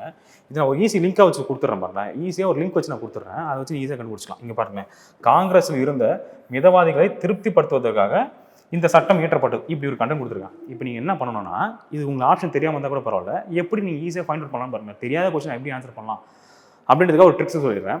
இப்போ காங்கிரஸில் இருக்கக்கூடிய மிதவாதிகள் ஒரு வார்த்தை கொடுத்தாச்சு. காங்கிரஸ் எப்போ உருவாக்கப்பட்டுச்சு? 1885. இந்த மிதவாதிகள் தீவிரவாதிகள்னு சொல்லி ஒரு வெடிப்புலாம் எப்போ உருவாக்க ஆரம்பிச்சிச்சு? அப்போலாம் வந்து பார்த்தீங்கன்னா அந்த 1897 இருந்து தான், சரிங்களா? 1897 தான் திலக் வந்து ஒரு சில விஷயங்கள் பேசியிருப்பாரு. அதுக்கப்புறமா தான் இந்த மாதிரி ஒரு பெரிய பீரியடே வந்துச்சு. கரெக்டாக மிதவாதிகளோட கருத்துக்கள் வேறாகும், தீவிர தேசியவாதத்தோட கருத்துக்கள் வேறாகும். அதாவது எக்ஸ்ட்ரீமிஸ்ட் ஒரு கருத்து, மாடரேட்ஸ் ஒரு கருத்து. அப்போ 1897 அப்புறம் தான் வருது. ஆக்சுவலாக 1890s கொஞ்சம் ஸ்டார்ட் ஆச்சு. பட் 1897 தான் வந்து பார்த்தா 2 வித கருத்துக்கெலாம் வருது. அப்போ மிதவாதிகளை சாட்டிஸ்ஃபை பண்ண ஒரு சட்டம் போட்டிருக்காங்கன்னா கண்டிப்பாக 1897 அப்புறம் தான் ஒரு சட்டம் போடும். புரிஞ்சா? அப்போ 1897 அப்புறம் வந்துருக்கு. 1858 அது வந்திருக்க முடியுமா? ஏன்னா இப்போ காங்கிரஸ் உருவாக்கல. அப்போ இது ஆப்ஷனே அவுட். இது கிடையாது. 1861 அதே மாதிரி தான், காங்கிரஸே வரல. அப்போ அதுக்கும் இந்த ஃபர்ஸ்ட் பாயிண்ட்டுக்கு சம்மந்தம் இருக்குமா? கிடையாது. நம்ம நெக்ஸ்ட் என்ன சொன்னேன், 97 தான் வந்து பார்த்தா இந்த மாதிரி ஒரு சில விஷயங்கள் வந்து ஏற்படுது அப்படின்னு சொல்லி சொன்னா, ஓகேவா? அப்போ இந்த 97 அப்போ 92 இந்த ஆப்ஷன் வருமா? வராது. அப்போ வேற ஒருத்தருமே இல்லை. 1909 மட்டும் தான் ஒரு ஆப்ஷன். அப்படியே ஒரு தலையில் துண்டு போடுங்க, வேலை முடிஞ்சு போச்சு. அதான் இந்தியன் கவுன்சில்ஸ் ஆக்ட் 1909. இதான் வேணாலும் சொல்லுவோம், மின்டோ மார்லி சீர்திருத்தம் சொல்லுவோம். மின்டோ மார்லி சீர்திருத்தம் சொல்லுவோம். சரிங்களா? இதுதான் நம்ம இடத்துல தெரிஞ்சிக்க வேண்டியது. அவ்வளோதான் இதோட பாயிண்ட்டு. முடிஞ்சு போச்சா? ஸோ சிம்பிளாக அப்படி முடிச்சிடலாம். மற்றபடி நீங்கள் இது படித்தானா படிக்காட்டின்னா அவ்வளோதான். ஸோ இப்போ தெரியாத கேள்வியை இந்த மாதிரி கான்செப்ட்லி நீங்கள் உள்ளே போயிட்டு பாருங்களேன். கான்செப்ட்லி உள்ள போட்டு பார்த்தீங்கன்னா இதை அசால்ட்டாக போட்டு முடிச்சிடலாம். தெரிஞ்சிச்சா?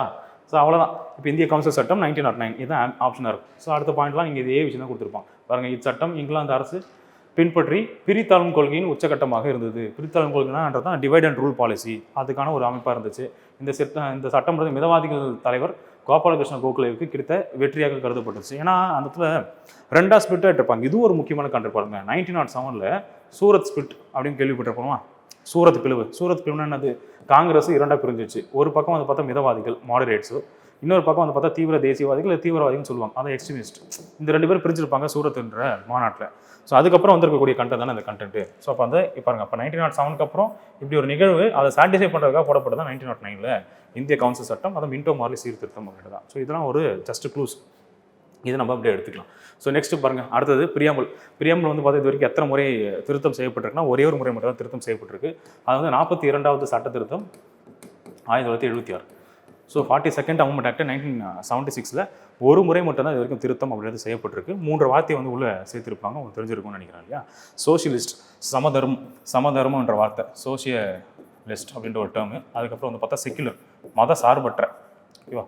மத சார்பற்ற வார்த்தை. நெக்ஸ்ட் இன்டெகிரிட்டி, ஒருமைப்பாடு. இந்த மாதிரி 3 வார்த்தைகள் மட்டும் உள்ளே சேர்க்கப்பட்டிருக்கும். இது வரைக்கும் வந்து பார்த்தீங்கன்னா ஒரே ஒரு முறை மட்டும் தான் இது வந்து திருத்தம் செய்யப்பட்டிருக்கு. அது ஒரே ஒரு திருத்தம் 42வது சட்ட திருத்தம் 1976. இது எல்லாருக்கும் தெரிஞ்ச பேசிக் கொஸ்டின். பல முறை வந்து பார்த்தா டிஎன்பிசி இதை கேட்டு தோச்சி காய போட்டாங்க. ஓகேவா? அப்படிப்பட்ட ஒரு கொஷின் இது ஈஸியாக தான் உங்களுக்கு இருந்திருக்கும், பார்த்தோன்னே போட்டிருப்பீங்க. சரியா? பேசிக்காக இருக்கக்கூடிய இன்ஃபர்மேஷன்ஸ் தான். ஸோ அடுத்து அது சம்மந்தமாக இருக்கக்கூடிய அதே ஒரு கேள்வி தான். இப்போ பிரியாம்பிள் இருக்குல்ல, பிரியாம்பிள் என்னன்னு சொல்லி பாருங்களேன். இப்போ கான்ஸ்டிடியூஷன் இருக்குன்னு வச்சுக்கோங்க, கான்ஸ்டிடியூஷன் இருக்குது. இதில் வந்து மொத்தம் எவ்வளோ ஆர்டிகல் கொடுத்துருந்தோம் ஸ்டார்டிங்கில்? இவ்வளோ நிறைய ஆர்டிகல்ஸ் கொடுத்து வச்சிருமா? என்ன கொடுத்துருந்துருப்போம்? டோட்டலாக வந்து பார்த்தா 395 ஆர்டிகல் இருந்துச்சு. 395 ஆர்டிகல் படித்தா மட்டும்தான் என் நாடு எப்படிப்பட்ட நாடுன்றதை நான் வந்து புரிஞ்சிக்கவே முடியும். அது உண்மை அப்படி தானே?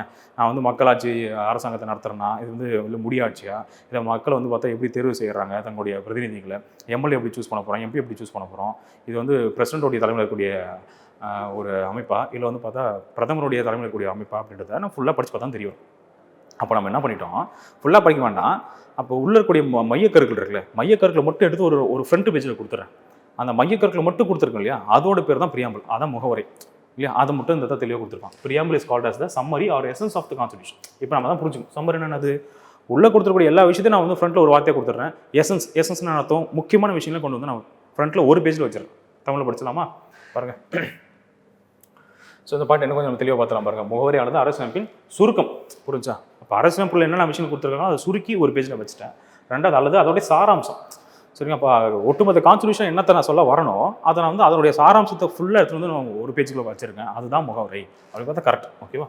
ஸோ இந்த ஒரு ஃபஸ்ட்டு பாயிண்ட் ரைட்டு தான். ரெண்டாவது பாருங்கள், இந்திய அரசமைப்பு முகவரியின் படி இந்தியான்றது எப்படி, அந்த இடத்துல வந்து பார்த்தா ஒரு 5 வார்த்தை கொடுத்துருக்காங்க. இது யூபிஎஸ்சியில் கேட்ட கொஷின் தான். டிஎன்பிஎஸ்சி வந்து பார்த்தா இந்த கொஷின் வந்து பல்வேறு எக்ஸாம்ஸில் கேட்டிருப்பாங்க. 5 வார்த்தைகள் இருக்குது. அந்த 5 வார்த்தைகளை வந்து பார்த்தா வந்து வரிசைப்படுத்த சொல்லுவாங்க. அந்த 5 வார்த்தைகளை பார்த்தலாம் பாருங்கள். இறையாண்மை ஃபஸ்ட்டு, இறையாண்மை மிக்க, சமதர்ம, அதுக்கப்புறம் மத சார்பற்ற இல்லை சமய சார்பற்ற எப்படி வேணால் எடுத்துக்கலாம், மக்களாட்சி, குடியரசு, இந்த மாதிரி 5 வார்த்தை. அந்த 5 வார்த்தை அப்படியே கரெக்டாக ஆர்டர் பண்ணி கொடுத்துருப்பாங்க. அந்த மாதிரி தான் இந்த இடத்துல கொடுத்துருக்காங்க. ஸோ ரைட்டாக அப்படி பார்த்தா இது கரெக்டு தான். மூணாவது பாயிண்ட் பாருங்கள், இந்திய அரசமைப்பு ஒற்றை குடியுரிமையை வழங்குகிறது. கரெக்டு தானே? சிங்கிள் சிட்டிசன்ஷிப் தானே நமக்கு இருக்குது, ஒற்றை குடியுரிமை தானே. நம்ம சிட்டிசன்ஸ் ஆஃப் இந்தியாவில் சிட்டிசன் ஆஃப் தமிழ்நாடா அப்படி ஒரு பாயிண்ட் இருக்குல்ல. சிட்டிசன் ஆஃப் தமிழ்நாடு, நம்ம தமிழ்நாடுக்கும் ஒரு சிட்டிசன்ஷிப் இருக்கா? கிடையவே கிடையாது. ஒற்றை குடியுரிமைன்ற கான்செப்ட் தான் பிரிட்டிஷ்லேருந்து நம்ம பாராளுமன்ற முறையை நம்ம ஃபாலோ பண்ணியிருப்போம். பிரிட்டிஷில் ஒற்றை குடியுரிமை தான் ஃபாலோ பண்ணாங்க. அதே ஒற்றை குடியுரிமை தான் நம்ம இந்தியாவிலையும் ஃபாலோ பண்ணுறோம். ஒற்றை குடியுரிமைன்றது கரெக்ட் தான். சிங்கிள் சிட்டிசன்ஷிப் தான் நம்ம ஃபாலோ பண்ணுறது. 3 ஸ்டேட்மெண்ட்லேயும் ரைட்டு தான். அடுத்து பாருங்கள், ஒன்றிய அரசு வழங்கும் குடியுரிமை அனைத்து மாநிலங்களுக்கும் பொருந்தாதுன்னு கொடுத்துருக்காங்க. இப்போ நான் இதுக்கு பாருங்கள், இதெல்லாம் இது ஈஸியாகவே கண்டுபிடிச்சலாம்.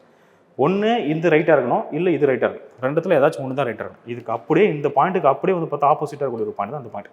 இது 4வது பாயிண்ட். நீங்கள் ஒற்றை குடியுரிமை கொடுத்தாச்சு. ஒற்றை குடியுரிமை கொடுத்தோம்னா என்ன அர்த்தம்? எத்தனை ஸ்டேட் இருக்கோ எல்லா ஸ்டேட்டுக்கும் அது பொருந்தும் தானே அர்த்தம். கரெக்டு தானே? அப்படி எப்படி எல்லா ஸ்டேட்டுக்கும் அது பொருந்தான்னு சொல்ல முடியும்? அப்படி சொல்ல முடியுமா? சொல்லலாம் முடியாது.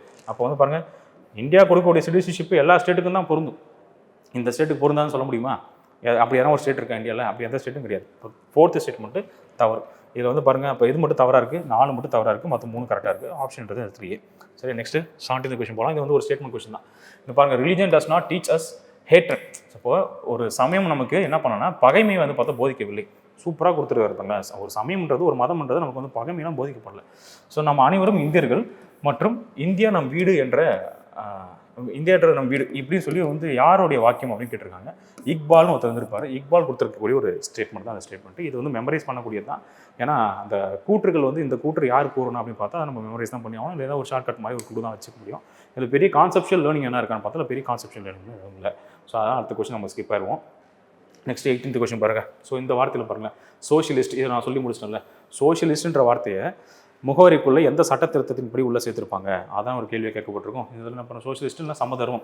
சமதர்மன்ற வார்த்தையை எப்போ சேர்த்துருப்பாங்க? 42வது சட்ட திருத்தம் 1976 அப்படின்னா பார்த்துருப்பாங்க. 1976 இதான் கொடுத்துருப்பாங்க. இது கூட வந்து பார்த்தா மத சார்பற்றன்ற வார்த்தையும் ஒருமைப்பாடு இன்டெகிரிட்டின்ற ஒரு வார்த்தையை வந்து உள்ள இன்க்ளூட் பண்ணியிருப்பாங்க. So easiest question 42nd amendment act.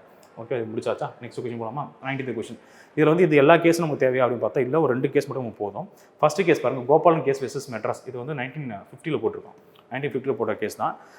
1950 ஒரு சட்டம் கொண்டு வந்தாங்க. என்ன அப்படின்னு பார்த்தா ப்ரிவென்டிவ் டிடென்ஷன் ஆக்ட், தடுப்பு காவல் சட்டம் அப்படின்னு சொல்லி சட்டம் கொண்டு இருப்பாங்க. ப்ரிவென்டிவ் டிடென்ஷன் ஆக்ட் அப்படின்றது தான். அந்த ப்ரிவென்டிவ் டிடென்ஷன் ஆக்ட் அது தொடர்பாக போடப்பட்டிருக்கக்கூடிய ஒரு வழக்கு. ஓகே, ப்ரிவென்டிவ் டிடென்ஷன் ஆக்ட் சிம்பிளாக வந்து பார்த்தா பிடிஎன்னு சொல்லுவாங்க. 1950 போட்டு 1969 இது வந்து ரிப்பீல் பண்ணிட்டு இருப்பாங்க. நீக்கப்பட்டிருக்கும் இந்த சட்டம். சரிங்களா? ஒரு குற்றம் செய்யறதுக்கு முன்னாடியே ஒரு தடுப்பு காவலை வைக்கக்கூடிய ஒரு சட்டமாக இருந்துச்சு. ஸோ 1950 அது போட்டிருப்பாங்க. இது வந்து 2 ஆர்டிகளுக்கு வந்து எதிராக இருக்குன்ற மாதிரி கொண்டு வந்திருக்கும். சரத் 21 ஓகே, சரத் 21க்கு அகேன்ஸ்டாக இருந்திருக்கு. சரத் வந்து 19 இந்த மாதிரிலாம் வந்து பார்த்தா இருந்துச்சு அப்படின்னு சொல்லி கொடுத்துருப்பாங்க. இது வந்து இது தொடர்பாக வந்து பார்த்தா 22 வரும், ஆர்டிகல் 22 வரும். பட் அன்னைக்கு காலகட்டத்தில் இந்த 2 ஆர்டிகளுக்கு சம்மந்தப்பட்டு இந்த வழக்கு தொடரப்பட்டுச்சு. அப்போ வந்தது. ஸோ நெக்ஸ்ட் வந்து பார்த்தீங்கன்னா union of India versus Madanagopal. இது வந்து 54ல். இது பெருசாக நமக்கு தெரிஞ்சுக்கணுன்ற ஒரு இது இல்லை. சிந்தட்டிக் கேஸும் அதே மாதிரி தான் 1990ல் கொண்டு வந்தது. பட் இந்த கேஸ் நமக்கு தெரிஞ்சுக்கும். இந்திரா காந்தி வெர்சஸ் ராஜ் நரேன் கேஸு, அது வந்து 75ல் புறப்படுது. அது மொத்தம் எல்லாமே கரெக்டாக நிறைய மேட்ச் ஆயிருக்கு. ஆப்ஷன் வந்து பி தான். அது 1 2 3 4 தான். இப்போ இந்த வழக்கு மட்டும் சொல்லிடுறோம் பாருங்க. Election related case. ஸோ இந்த இடத்துல என்ன செஞ்சுருப்பாங்கன்னா 329A சொல்லி ஒரு ஆர்டிக்கலை உள்ளே கொண்டு வந்துட்டு இருப்பாங்க. அதே மாதிரி 39வது சட்ட திருத்தம். இந்த 2 விஷயத்துக்கு தொடர்பாக இருக்கக்கூடிய ஒரு வழக்கு. ஸோ எலெக்ஷன் தொடர்பாக இருக்கக்கூடிய ஒரு கேஸ் தான். இந்திரா காந்தி வந்து பார்த்தா ஒரு 6 வருஷத்துக்கு நீங்கள் வந்து தேர்தலில் போட்டியிடக்கூடாதுன்னு சொல்லிட்டு தீர்ப்பு கொடுத்துருவாங்க.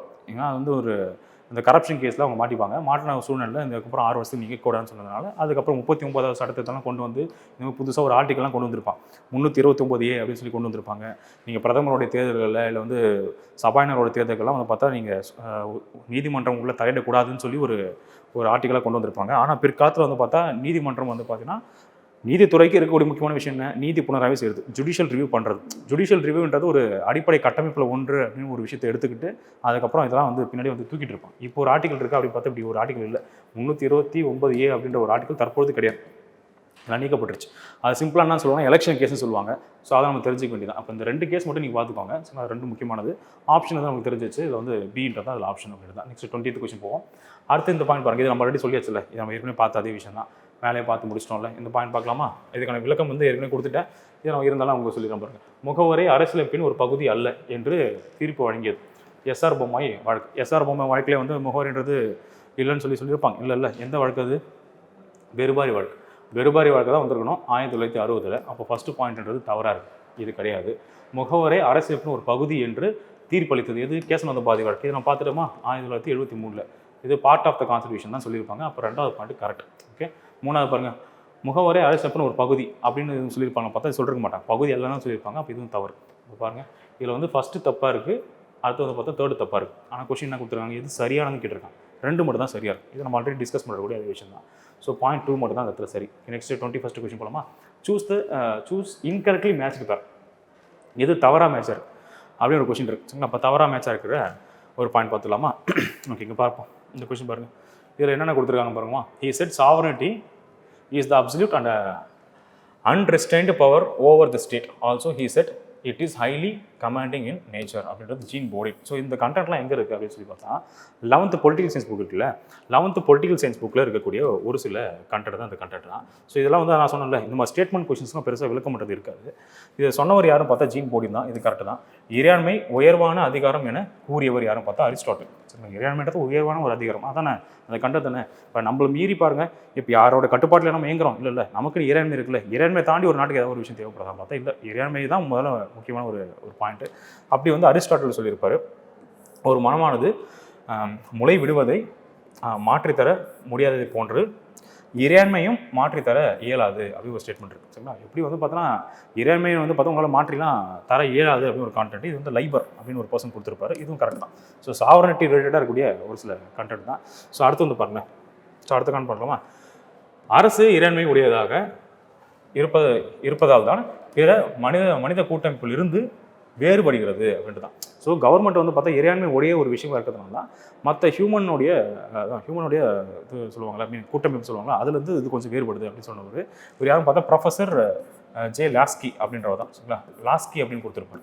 லாஸ்கி தான் சொல்லியிருப்பாங்க. இங்கேயும் லைப்ரரி வந்து தவறு. இப்போ லாஸ்கி சொல்லியிருக்கக்கூடிய ஒரு ஸ்டேட்மெண்ட் தான் அந்த ஸ்டேட்மெண்ட். இது மட்டும் தான் தவறாக இருக்கக்கூடியது. அவன் ஆப்ஷன் பார்த்தா வந்து பார்த்தா டி, இது ஈஸியாக கண்டுபிடிச்சிடலாம். பட் இது வந்து டிஃபிகல்ட் தான்.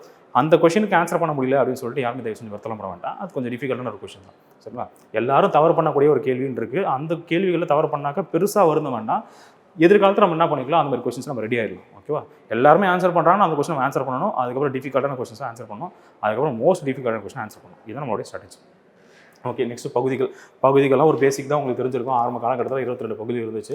இப்போ தற்போது வந்து பார்த்தா 25 பகுதி இருக்குது.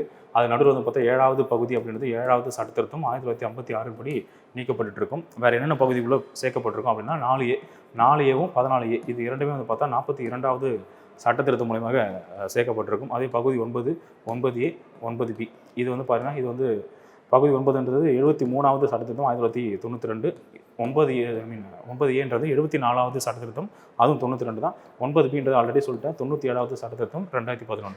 அப்போ 5 பகுதிகள் உள்ள புதுசாக சேர்க்கப்பட்டு ஒரு பகுதி மட்டும் நீக்கப்பட்டிருக்கும். 22 அப்படின்றது என்ன மாறிடுச்சு, 25 அது பார்த்தா மாறி இருந்திருக்கும். சரிங்களா, அந்த ஒரு கண்டென்ட். ஸோ நெக்ஸ்ட் பார்க்கலாமா? இதில் இன்னும் நிறைய கன்ஃபியூஷன்லாம் இருக்குது. இது என்ன நிறைய கன்ஃபியூஷன்லாம் இருக்குன்னு பாருங்கள். இப்போ எத்தனை பகுதி உள்ளே சேர்த்துருக்கும், ஏற்கனவே எத்தனை பகுதி இருந்துச்சு? சரி குழப்பம் வேணான்னு பார்த்தேன். சரி இருந்தாலும் குழப்பி விட்றோம், உங்களுக்கு ஜாலியாக இருக்கும் போங்க, உங்களை குழப்பி விட்டு அதுக்கப்புறம் தெளிவாக்கி விட்ருவோம். சரி, ஸ்டார்டிங் எத்தனை பகுதி இருந்துச்சு? 22 பகுதி இருந்துச்சா? எத்தனை பகுதி ஃபுல்லாக ஆட் பண்ணோம்? எத்தனை ஆட் பண்ணோம்? 5 ஆட் பண்ணோம். டோட்டல் எவ்வளோ வரும்? 27. கரெக்டாக? சரி, எத்தனை நீக்கணும்? ஒன்றே ஒன்று தானே நீக்கணும். அப்போ எவ்வளோ வரணும்? 26 தானே வரணும். எப்படி 25 இருக்கு? ஹவு? சரி, இதில் அந்த 9 இருக்குல்ல, 9 தான் பஞ்சாயத்து கொண்டு போய் வச்சுருந்துருக்கும். சரி, 9 காலியாக இருந்துச்சு. 56ல் 9ன்றது காலி ஆயிடுச்சு. இன்னும் கொஞ்சம் தெளிவாக சொல்ல போனோம் அப்படின்னா பகுதி 6, 7, 8, 9 இப்படி இருந்துச்சு. இதில் என்னென்னா டைப் ஏ மாநிலங்கள், டைப் பி மாநிலங்கள், டைப் சி, டைப் டி மாநிலங்களாக இப்படி தான் வச்சுருந்தோம். டைப்ஸ் ஆஃப் ஸ்டேட்டாக வச்சுருந்தோம். Type A state, type B, type C, type D ஸ்டேட்னு இருந்துச்சு. இதுதான் பகுதி 6ல் இருந்துச்சு, பகுதி 7, பகுதி 8, பகுதி 9 இருந்துச்சு. இதை நம்ம என்ன பண்ணியிருப்போம், 1956ல் மாநில மறு சீரமைப்பு சட்டம், ஸ்டேட் ரீஆர்கனைசேஷன் ஆக்ட்ன்றதை ஆக்டாக போட்டோம். அந்த ஆக்ட் அப்படி என்ன பண்ணியாச்சுன்னா இது ரெண்டுத்தையும் ஒன்றா சேர்த்தோம். இது ரெண்டுத்தையும் ஒன்றா சேர்த்து பகுதி 6ல் ஸ்டேட்டுன்னு வச்சுட்டோம். அப்போ பகுதி 7 எம்டி, இது நம்ம நீக்கியாச்சு.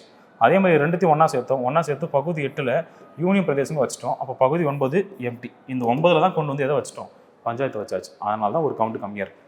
புரிஞ்சா? புரியலனா மறுபடியும் கொஞ்சம் தெளிவாக பார்த்துருங்க. நான் சொன்னதை ரீவைண்ட் பண்ணி பாருங்கள், உங்களுக்கு அண்டர்ஸ்டாண்ட் ஆகிடும். ஓகே, ஸோ நெக்ஸ்ட் பார்க்கலாமா? சில ஆப்ஷன் பார்க்கலாம் பாருங்கள். இப்படி இருக்கக்கூடிய பகுதிகளில் என்னெல்லாம் இருக்குது பார்க்கலாம். பகுதி 14 வருஷம் தவ வாழ்க்கை வாழ்ந்தால் தான் டிஎன்பிசி யூபிஎஸ்சி பாஸ் பண்ண முடியும். அவங்களாம் shortcut services under union state, மத்திய மாநில அரசுக்கு கீழே உள்ள பணிகள். இப்போ 3 எங்கே வந்துருக்கு? அட கொடுமையே, அவ்வளோதாங்க முடிச்சிச்சுங்க. இது ஆன்சர். இதுக்கு மேலே எதுவும் பண்ண வேணாம், அவ்வளோதான் ஆன்சர் முடிஞ்சிச்சு.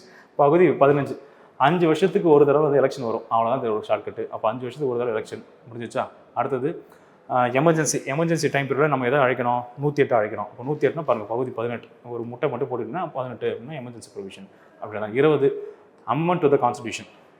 ஓகேவா?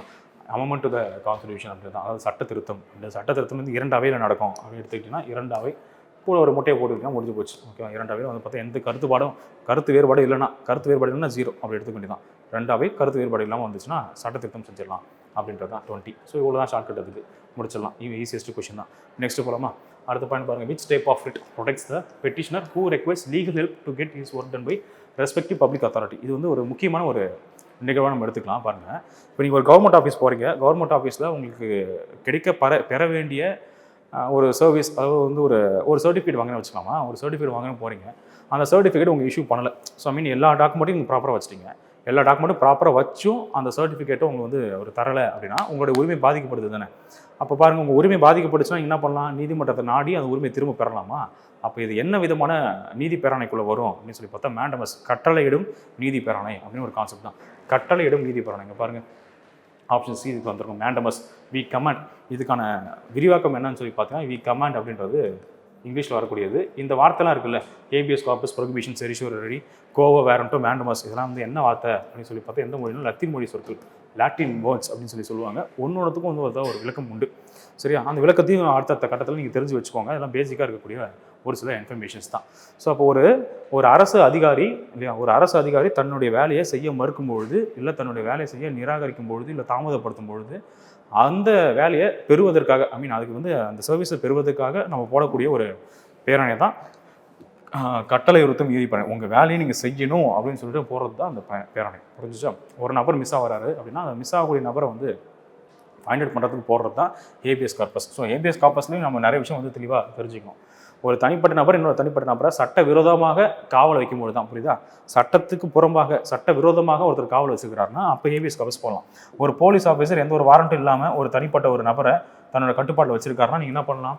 ஹேபியஸ் கார்பஸ் ஃபைல் பண்ண முடியும். இல்லை ஒரு தனிப்பட்ட ஒரு நபர், ஒரு பிரைவேட் மெம்பர் இன்னொரு பிரைவேட் மெம்பரை, ஒரு தனிப்பட்ட நபரை தன்னோட கட்டுப்பாட்டில் வச்சிருக்கிறாருன்னா நீங்கள் என்ன செய்யலாம்? ஹேபியஸ் கார்பஸ் போடலாம். எப்போ ஹேபியஸ் கார்பஸ் போட முடியாதுன்னா கோர்ட் உத்தரவு கொடுத்துரும். கோர்ட், சுப்ரீம் கோர்ட்டோ இல்லை ஹை கோர்ட்டோ இல்லை வந்து டிஸ்ட்ரிக்ட் கோர்ட்டு, ஏதோ ஒரு கோர்ட்டு உத்தரவு கொடுத்து அவர் காவலை வைங்கன்னு சொன்னாங்கன்னா, கோர்ட் உத்தரவின் பேரில் ஒருத்தர் காவலை வைக்கும்பொழுது உங்களால் ஹேபியஸ் கார்பஸ் பயன்படுத்த முடியாது. அதுவே ஒரு போலீஸ் ஆஃபீஸர் தன்னோட வாரண்ட் வச்சிருந்து ஒரு நபரை வந்து காவல் வச்சிருக்கிறாருன்னா அவரையும் நீங்கள் என்ன பண்ண முடியாது.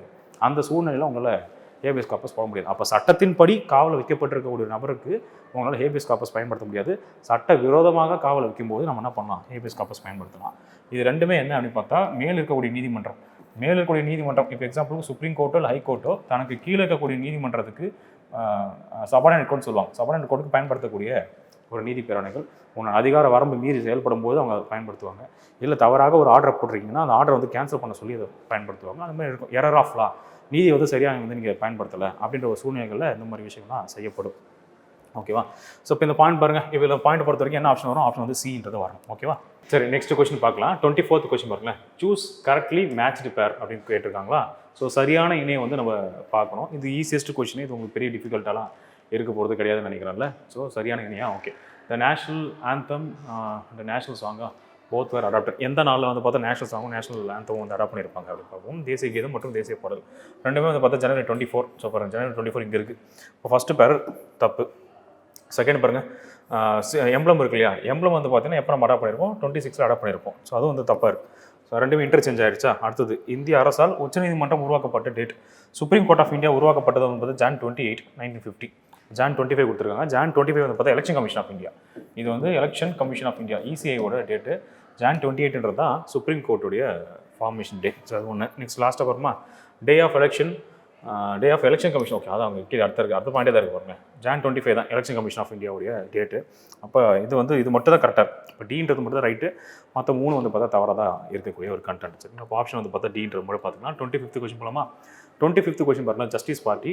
இந்த ஜஸ்டிஸ் பார்ட்டி அப்படின்றது எப்போ வந்து திராவிட கழகமாக மாறுச்சு, ஈவேரா இருக்கார் இல்லையா, பெரியார் வந்து பார்த்தோன்னா எந்த வருஷத்தில் பெயர் மாற்றம் செஞ்சிருப்பார் அப்படின்றது தான். நீதி கட்சி நம்ம தெரிஞ்சிருக்கோம் 1916 அது ஸ்டார்ட் பண்ணியிருப்பாங்களா. அதுக்கு முன்னாடி வந்து பார்த்தா 1909 இதெல்லாம் யூனிட் 6 படிப்பீங்க. 1909 மெட்ராஸ் யுனைடெட் லீக்ன்றது ஸ்டார்ட் ஆகி அதுக்கப்புறம் 1912 ஒரு சேஞ்ச் எடுத்துட்டு அப்புறம் 1916 அதை கிரியேட் பண்ணி 1917 பேர் மாற்றம் வந்து பார்த்தா நீதி கட்சி அப்படின்னு பேர் மாற்றம் வந்துருக்கும், ஜஸ்டிஸ் பார்ட்டி அப்படின்றது தான். 1920 அவங்க எலெக்ஷன் ஃபேஸ் பண்ணியிருப்பாங்க. இது இல்லாமல் 1925 2 வருஷம் பாருங்கள், இது வந்து ஜஸ்டிஸ் பார்ட்டிக்கான ஒரு டேட்டாவாக எடுத்துக்கலாம். அதாவது சவுத் இந்தியன் லிபரல் ஃபெடரேஷன் அப்படின்னு சொல்லி இது உருவாக்கியிருப்பாங்க. இதுதான் நீதி கட்சின்றது 1917 மாறி 1925 செல்ஃப் ரெஸ்பெக்ட் மூமெண்ட், சுயமரியாதை இயக்கம்ன்றது இவர் உருவாக்கியிருப்பார், பெரியார் உருவாக்கியிருப்பார். இது ரெண்டுமே தன்னுடைய பணிகளை தனித்தனியாக கொண்டு போயிட்டே இருக்கும். அதுக்கப்புறம் 38 டைம் பீரியடில் 1938 டைம் பீரியடில் நீதி கட்சியோட ஒட்டுமொத்த பொறுப்பு யார்கிட்ட வந்துடும், பெரியார்கிட்ட வந்துடும். அப்போ ஒரு இயக்கம் வந்து பெரியார்கிட்ட ஆல்ரெடி இருக்குது, ஒரு பொலிட்டிக்கல் பார்ட்டியும் பெரியார்கிட்ட ஆல்ரெடி இருக்குது. இது ரெண்டுத்தையும் என்ன செஞ்சிருவாருன்னா மர்ஜ் பண்ணிடுவார். ரெண்டுத்தையும் ஒன்று சேர்த்து 1944 சேலம் மாநாட்டில் திராவிடர் கழகம் அப்படின்னு சொல்லிட்டு திராவிட கழகம் உருவாகும். அந்த திராவிட கழகத்தை வந்து பிரிஞ்சு வந்து தான் 1949 திராவிட முன்னேற்ற கழகம் உருவாகும். இதுலேருந்து மறுபடியும் பிரிஞ்சு வந்து தான் அண்ணா திராவிட முன்னேற்ற கழகம் சொல்லி 1977 அது வந்து மறுபடியும் வந்து பார்த்தா பிரியும். ஸோ அந்த மாதிரி நிறைய நிகழ்வுகள் இதில் வந்து நம்ம யூனிட் 6 பார்த்துருப்போம், யூனிட் 5லையும் பார்ப்போம். 2 நிகழ்வுகள் இருக்கும். இந்த கொஸ்டினுக்கு வந்து சிம்பிளஸ்ட் ஆன்சர் 1944 அப்படின்றது தான் அதோடைய பாயிண்டாக எடுத்துக்கலாம். நெக்ஸ்ட் 26th கொஸ்டின் பாருங்களேன்.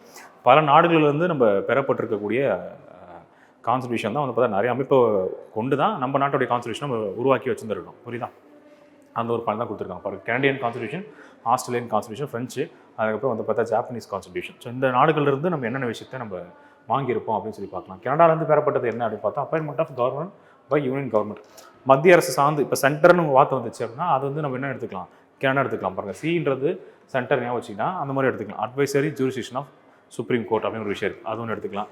மத்திய அரசு யூனியன் கவர்மெண்ட்டு கொடுத்துருக்காங்க, ஆனால் சென்ட்ரல் கவர்மெண்ட் எடுத்துக்கலாம். இப்போ சென்டர்னு வந்துச்சுனாலும் நீ கனடா அப்படின்ற மாதிரி எடுத்துக்கலாம்.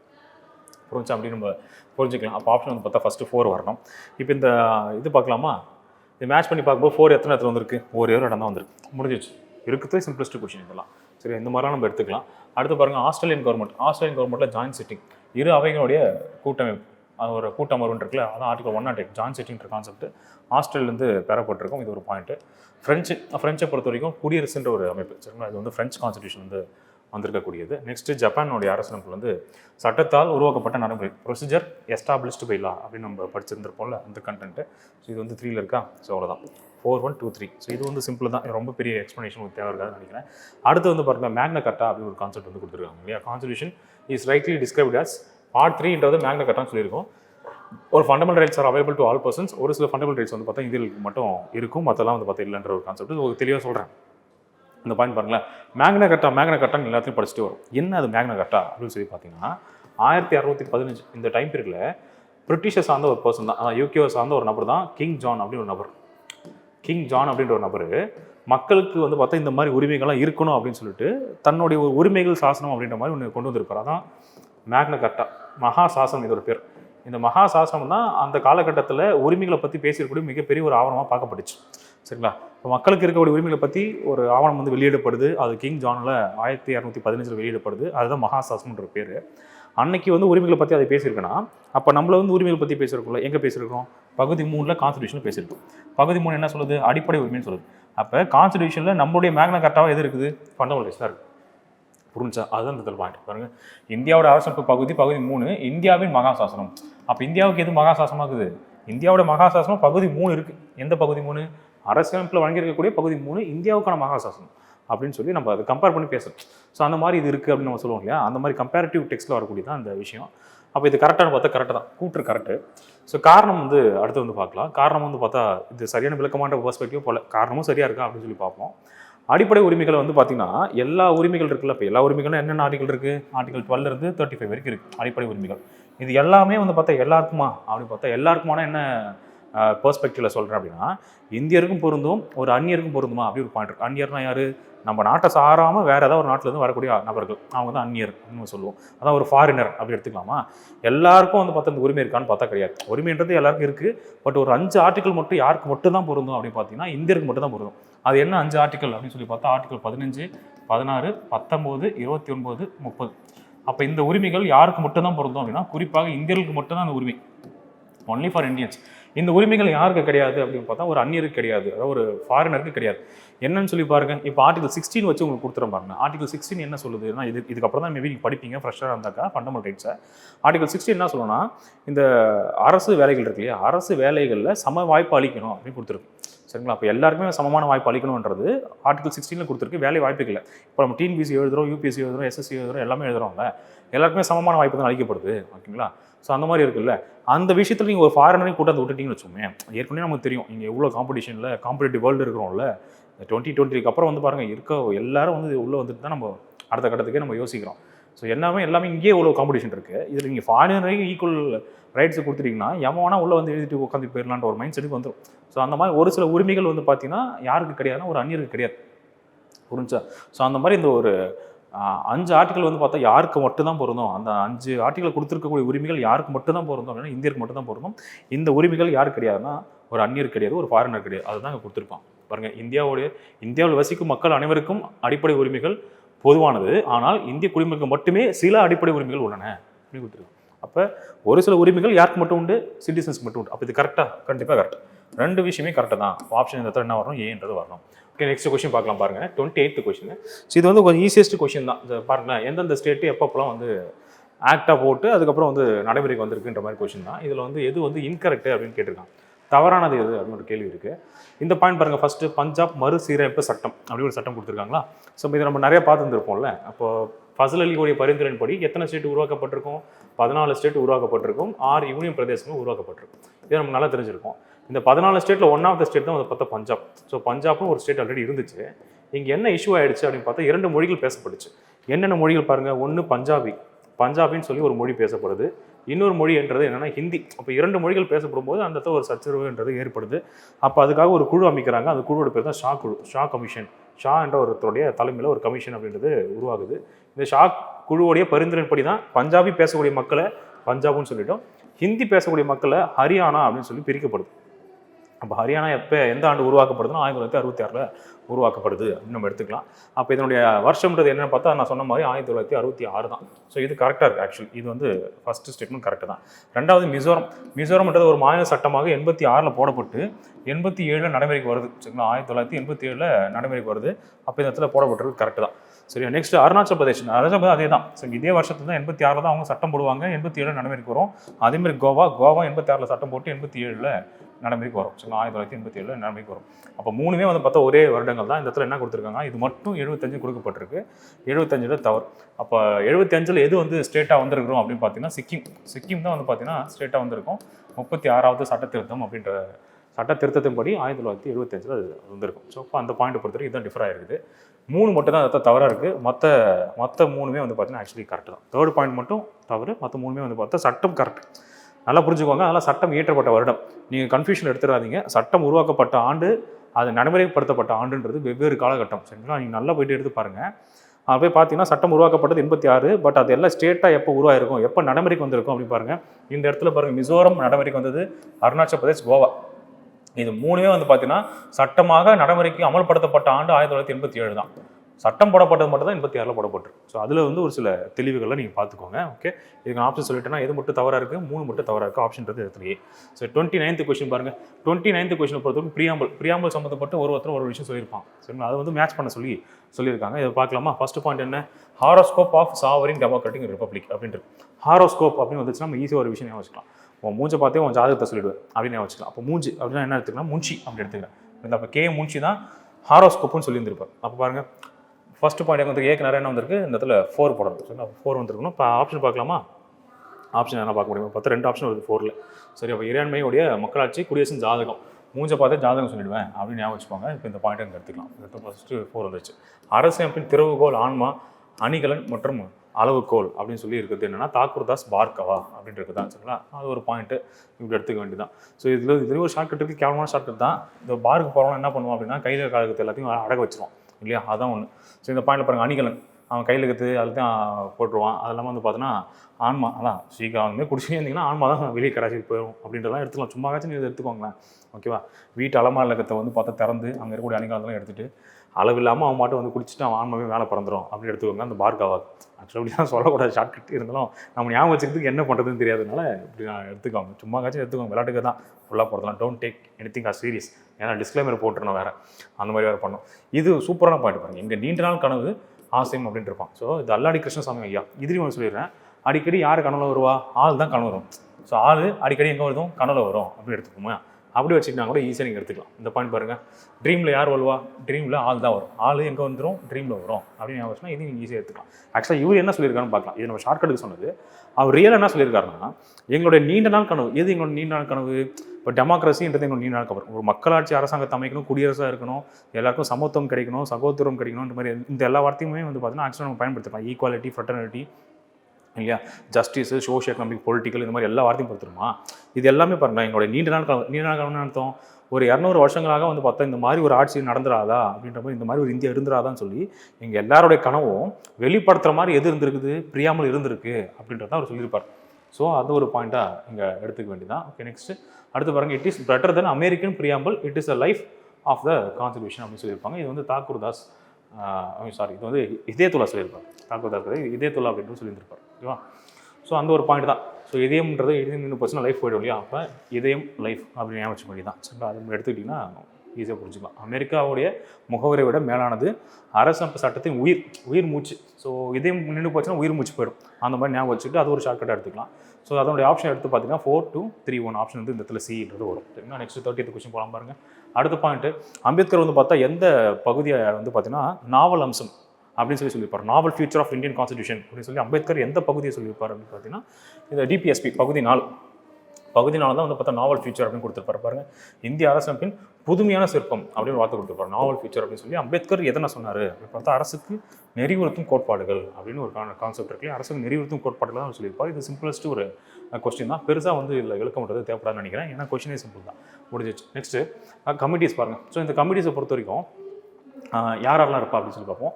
பொலிட்டிக்கல் அஃபேர்ஸ் கமிட்டி அப்படின்னு பார்த்தீங்கன்னா இது வந்து பிரைம் மினிஸ்டர் வந்து பார்த்தா தலைமை தாங்குவார். அதே மாதிரி இப்போ அப்பாயின்மெண்ட்ஸ் கமிட்டிக்கும் வந்து பார்த்தா பிரைம் மினிஸ்டர் தான் வருவார். இதுக்கு ஹோம் மினிஸ்டர் கொடுத்துருக்காங்க.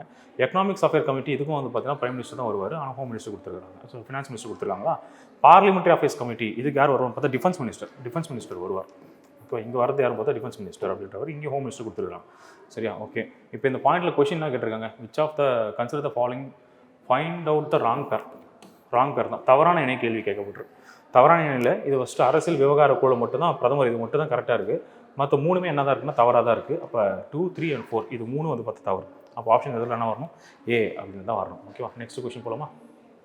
நெக்ஸ்ட் வந்து பார்த்தா 32வது கேள்வி, கான்ஸ்டிடியூஷன் அமெண்ட்மெண்ட் இன்கார்பரேட் புதுச்சேரி வந்து பார்த்தா எந்த சட்ட திருத்தம் மூலியமாக வந்து இந்தியாவுக்குள்ளே சேர்க்கப்பட்டுச்சு அப்படின்ட்டு இங்கே ஒரு சில கண்டென்ட்லாம் கொடுத்துருக்குறாங்க. 22 அந்த மாதிரி வந்துருக்கு. ஓகே, 10 மூலிமா என்ன சேர்த்துருப்போம்? தாத்ரா நகர் ஹாவேலி இருக்கு இல்லையா, தாத்ரா நகர் ஹாவேலி. சரிங்களா? தாத்ரா மற்றும் நாகர் ஹாவேலி அப்படின்ட்டு இருக்கும். இது வந்து 10வது சட்ட திருத்தம் மூலியமாக இந்தியாவுக்குள்ளே யூனியன் பிரதேசமாக சேர்க்கப்பட்டிருக்கும். டுவெல்த்தில் நம்ம என்ன பண்ணியிருப்போம், டாமன் டையூ, டாமன் ஒன்று இருக்கும், டையன் ஒன்று இருக்கும். அதே மாதிரி வந்து பார்த்தீங்கன்னா அடுத்தது கோவா. இது மூணுமே யூனியன் பிரதேசங்களாக 12வது சட்ட திருத்தம் மூலியமாக சேர்க்கப்பட்டுச்சு. 14வது சட்ட திருத்தம் மூலியமாக தான் பாண்டிச்சேரி சேர்க்கப்பட்டிருக்கு. ஓகே, இதுதான் நம்ம தெரிஞ்சுக்க வேண்டியது. ஸோ இதையும் நம்ம ஈஸியாக ஞாபகம் வச்சுக்கலாம். டிஜிபின்னு ஒரு கான்செப்ட் ஞாபகம் வச்சுக்கோங்க. டிஜிபி இப்படி ஞாபகம் வச்சிட்டிங்கன்னா கோவாக்கு மோஸ்ட்லாக வந்து பார்த்தா ட்ரங்க் அண்ட் ட்ரைவில் போகக்கூடாது ஞாபகம் வச்சிட்டிங்கன்னா ஈஸியாக பிடிச்சிடும். இது வந்து தாத்ரா நகர் ஹவேலி, கோவா டிடின்னு சொல்லிட்டுனா தாத்ரா நகர் டாமன் டையூ, இது பி ஃபார் பாண்டிச்சேரி. அப்போ பாருங்கள் அப்படியே ஈவன் நம்பர்லாம் 12, 14, 10, 12, 14 இப்படி ஞாபகம் வச்சுட்டா கூட ஈஸியாக பிடிச்சிடும். ஓகேவா, இதுதான். இதில் இன்னும் கொஞ்சம் முக்கியமான விஷயம் பார்த்தீங்கன்னா ஃப்ரெண்ட்ஸ் இருப்பாங்களா, ஃப்ரெண்ட்ஸோட கட்டுப்பாட்டில் இருந்து ஃப்ரெண்ட்ஸ் ஆக்சுவலாக பாண்டிச்சேரி விட்டு 1954 போயிட்டாங்க. நம்ம 1962 தான் நம்ம இந்தியாவுடைய பகுதிகளில் யூனியன் பிரதேசமாக பாண்டிச்சேரி அப்படின்றது இணைக்கப்பட்டிருக்கும். இதில் பாண்டிச்சேரி அப்படின்றது ஃப்ரெஞ்சு கட்டுப்பாட்டில் இருக்கக்கூடியது. இதுவே தாத்ரா நகர் ஹவேலி, டாமன் டையூ, கோவா இது மூணுமே வந்து பார்த்தீங்கன்னா போர்ச்சுகீஸுடைய கட்டுப்பாட்டில் இருக்கக்கூடிய இடங்கள். பிற்காலத்தில் வந்து இந்தியாவுடைய யூனியன் பிரதேசத்தில் இணைஞ்சிருக்கும் அப்படின்றது தான். இது வந்து ஈஸியஸ்ட் ஒரு கொஷின். ஸ்கூல் புக்கில் அந்த டான்ஸ் ரிலேட்டடாக மேத்ஸ் ஃபார்மில் கொடுத்துருப்பாங்க. இந்த நாட்டுப்புற நடனம் அப்படின்னு ஒரு கான்செப்ட் தான் இதில் வந்து வழங்கப்பட்டிருக்கும். ஃபஸ்ட்டு ராஜஸ்தானில் வந்து எது இருந்திருக்கும் அப்படின்னா இந்த கூமர் அப்படின்னா ராஜஸ்தானில் இருக்கக்கூடியது. ஸோ நெக்ஸ்ட் அசாம் பாருங்கள், பிஹு. அசாம்னா பிஹு, இது வந்து ரொம்ப ஃபேமஸாக இருக்கக்கூடியது அசாம் பிஹு அப்படின்றது. 4 இப்போ பார்க்கலாமா, 3 and 4. ஃபஸ்ட்டு 3 and 4 பாருங்கள், 3 and 4 இங்கே வந்துருக்கு. ஸோ 2 வச்சுட்டு என்ன பண்ணிடலாம், ஆப்ஷன் ஏ அப்படின்னு கண்டுபிடிச்சலாம். உத்தரகாண்ட் வந்து பார்த்தா சோலியா, எனக்கு தெரிஞ்சது தான். குஜராத் வந்து பார்த்தா தாண்டியா, இந்த தாண்டியா ஆட்டமோட அந்த ஆட்டம் தான் அது. ஓகே, அதோட முடிஞ்சு போச்சு. இது வந்து ஒரு பெரிய விளக்கம்லாம் உங்களுக்கு தேவைப்பட்டிருக்காது. இது வந்து நம்ம ஆர்எஸ்எஸ் சொல்கிற மாதிரி குழந்தை கொஷின், அதெல்லாம் அதை விட்டுட்டு போயிடலாம்.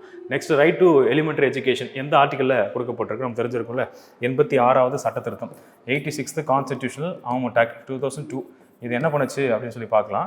இதுக்கு முன்னாடி ஆர்டிகல் 45, ஆர்டிகல் 45ல் 6லேருந்து 14 வயசுக்கு இருக்கக்கூடிய குழந்தைகளுக்கு நம்ம இலவச மற்றும் கட்டாய கல்வி தரணும் அப்படின்றது ஒரு டிபிஎஸ்பியில் ஒரு எய்மாக வச்சுருந்தோம். அதை நம்ம அப்படியே என்ன பண்ணோம் அப்படின்னா ஆர்டிகல் 21A அப்படின்றத ஒன்று புதுசாக உருவாக்கணும். சரிங்களா, ஆர்டிகல் 21Aல 6லேருந்து 14 வயசுக்கு உட்பட்ட குழந்தைகளுக்கு இலவச மற்றும் கட்டாய கல்வி அப்படின்னு ஒரு கான்செப்டை ஃபண்டமெண்டல் ரைட்ஸ்குள்ளே கொண்டு வந்து வச்சாச்சு. இதுக்காக என்ன செய்யப்பட்டுச்சு அப்படின்னா RTE, right to education act. Right to education act அப்படின்றது 2009 சட்டமாக ஏற்றப்பட்டு அது எப்போ வந்து நடைமுறைப்படுத்தப்பட்டிருக்கும், எப்போ என்ஃபோர்ஸ்மெண்ட்டுக்கு வந்துச்சு அப்படின்னா 1 April 2010. Right to education act அப்படின்றது நடைமுறைக்கு வந்தது. என்ஃபோர்ஸ்மெண்ட் கேம் இன்டூ ஃபோர்ஸ்னு சொல்லுவாங்களா, கேம் இன்டூ ஃபோர்ஸ் அப்படின்றது எப்போனா 1 April 2010. அது ஆக்டாக கிரியேட் பண்ணது 2009. சரிங்களா, இது மூணுமே வந்து பார்த்தா கொஷின் தான். ஸோ இந்த பாயிண்ட் பொறுத்த வரைக்கும் என்ன இருக்குன்னா பிரிவு 21A. அப்போ இந்த 6லேருந்து 14 வயசுக்கு இருக்கக்கூடியது 45 இருக்கிறத நம்ம என்ன பண்ணியாச்சு, இங்கே வந்து 21 வச்சாச்சு. அப்போ 45 தற்பொழுது என்ன இருக்குது அப்படின்னு பார்த்தீங்கன்னா ஆர்டிகல் 45ல் இது என்ன வச்சாச்சு, 0 to 6 years பிறந்த குழந்தைலேருந்து 6 வயசுக்கு உட்பட்டிருக்கக்கூடிய குழந்தைகளுக்கு அவங்களுடைய சுகாதாரத்தை பார்க்குறது, அவங்களுடைய கல்விக்கான மேம்பாட்டை அடுத்த கட்ட இலக்கான வந்து வச்சுருக்கிறோம் அப்படின்னு சொல்லி பார்க்கணும். அப்போ 86th அமெண்ட்மெண்ட் ஆக்ட்ன்றது இந்த ஒரு விஷயம். இதெல்லாம் 3வது ஒரு விஷயம் பண்ணியிருக்கு. ஃபண்டமெண்டல் டியூட்டிஸில் 51 K 6லேருந்து 14 வயசுக்கு இருக்கக்கூடிய குழந்தைகளை படிக்க வைக்கிறது பெற்றோர் மற்றும் பாதுகாவலருடைய கடமை. ஓகேவா, duty of every parent or guardian, அதுவும் இருங்க கொஷினாக வச்சுருக்கிறேன். அந்த கொஷின் இருக்கு பாருங்கள். ஸோ அது வரும்போது நம்ம பார்த்துக்கலாம். இந்த 3 ஆர்டிகல் தான் 86வது சட்ட திருத்தம் 2002 மூலமாக கொண்டு வரப்பட்டிருக்குது. ஆப்ஷனை பொறுத்த வரைக்கும் பிரிவு 21A நம்ம தெளிவாக தெரிஞ்சுக்கலாம். Next right to property. Right to property அப்படின்றது ஆல்ரெடி எங்கே இருந்துச்சு அப்படின்னு சொல்லி பார்க்கலாம். சொத்துரிமைன்றது 2 இடத்துல இருந்துச்சு. ஒன்று ஆர்டிகல் 19ல் சப்கிளாஸ் 1ல் சப்கிளாஸ் F இதில் இருந்துச்சு. இன்னொன்று ஆர்டிகல் 31. ரெண்டுமே ரைட் டு ப்ராப்பர்ட்டி பற்றி சொல்லக்கூடிய ஒரு ஆர்டிகல் தான். இந்த ரைட் டு ப்ராப்பர்ட்டின்றதை நம்ம என்ன செஞ்சாச்சு அப்படின்னா 44வது சட்ட திருத்தம் 44th கான்ஸ்டிடியூஷனல் அமெண்ட்மெண்ட் ஆக்ட் 1978. 44வது சட்ட திருத்தம் மூலியமாக இது நீக்கப்பட்டு எங்கே போய் வச்சிருப்பாங்க, பகுதி 12 பார்ட் 12 ஆஃப் த கான்ஸ்டிடியூஷனில் ஆர்டிகல் 300A இருக்குது. ஆர்டிகல் 300A அப்படின்னு சொல்லி ஒரு ஆர்டிகல் புதுசாக கிரியேட் பண்ணி ரைட் டு ப்ராப்பர்ட்டின்னு இருந்தது. என்னவா இருந்துச்சு, அடிப்படை உரிமை ஃபண்டமெண்டல் ரைட்ஸாக இருந்ததை தற்போது என்ன வச்சிருக்கோம் அப்படின்னா லீகல் ரைட், சட்ட உரிமையாக வச்சிருக்கிறோம். அவங்க தான் லீகல் ரைட்டாக மட்டும் தான் இருக்குது. புரிஞ்சிச்சா? ஸோ இப்போ வந்து இந்த மாதிரி இருக்கக்கூடிய ஒரு நிகழ்வை நான் பார்க்கணும். அப்போ கொஷினை பொறுத்த வரைக்கும் பாருங்கள், எந்த ஆண்டு 1978, எந்த சட்ட திருத்தம் 44வது சட்ட திருத்தம் மூலியமாக அது நீக்கப்பட்டு தற்பொழுது எங்கே இருக்குது அப்படின்னா பகுதி 12ல் ஆர்டிகல் 300 இருக்குது. ஏற்கனவே இருக்கும்பொழுது அடிப்படை உரிமையாக இருந்துச்சு, தற்பொழுது வந்து பார்த்தா சாதாரண ஒரு சட்ட உரிமையாக இருக்குது, இல்லை அரசியல் உரிமையாக இருக்குது அப்படின்னு சொல்லி நம்ம எடுத்துக்கலாம். ஓகே, இதுக்கான ஆப்ஷன் பார்த்துட்டோமா? நெக்ஸ்ட் கொஷின் போலாமா? 36th கொஷின் பாருங்கள்.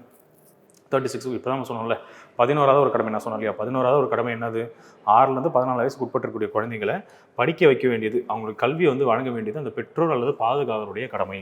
பெற்றோர் அல்லது பாதுகாவலருடைய கடமை அப்படின்னு சொல்லி கொடுத்துருப்போம். இது நான் சொன்ன மாதிரி 86வது சட்ட திருத்தம். 86 இங்கே 2 இடத்துல தான் இருக்குது, வருஷம் இங்கே மட்டும் தான் மேட்ச் ஆயிருக்கு. அப்போ ஆப்ஷன் வந்து பார்த்தீங்கன்னா சி. ஓகேவா, சின்றது அதுக்கான சரியான ஆப்ஷன் வரும். 86th கான்ஸ்டிடியூஷன் அமெண்ட்மெண்ட் ஆக்ட் 2002 படி 11வது ஒரு கடமை, அதான் வந்து பார்த்தா 51Aல சப் கிளாஸ் K.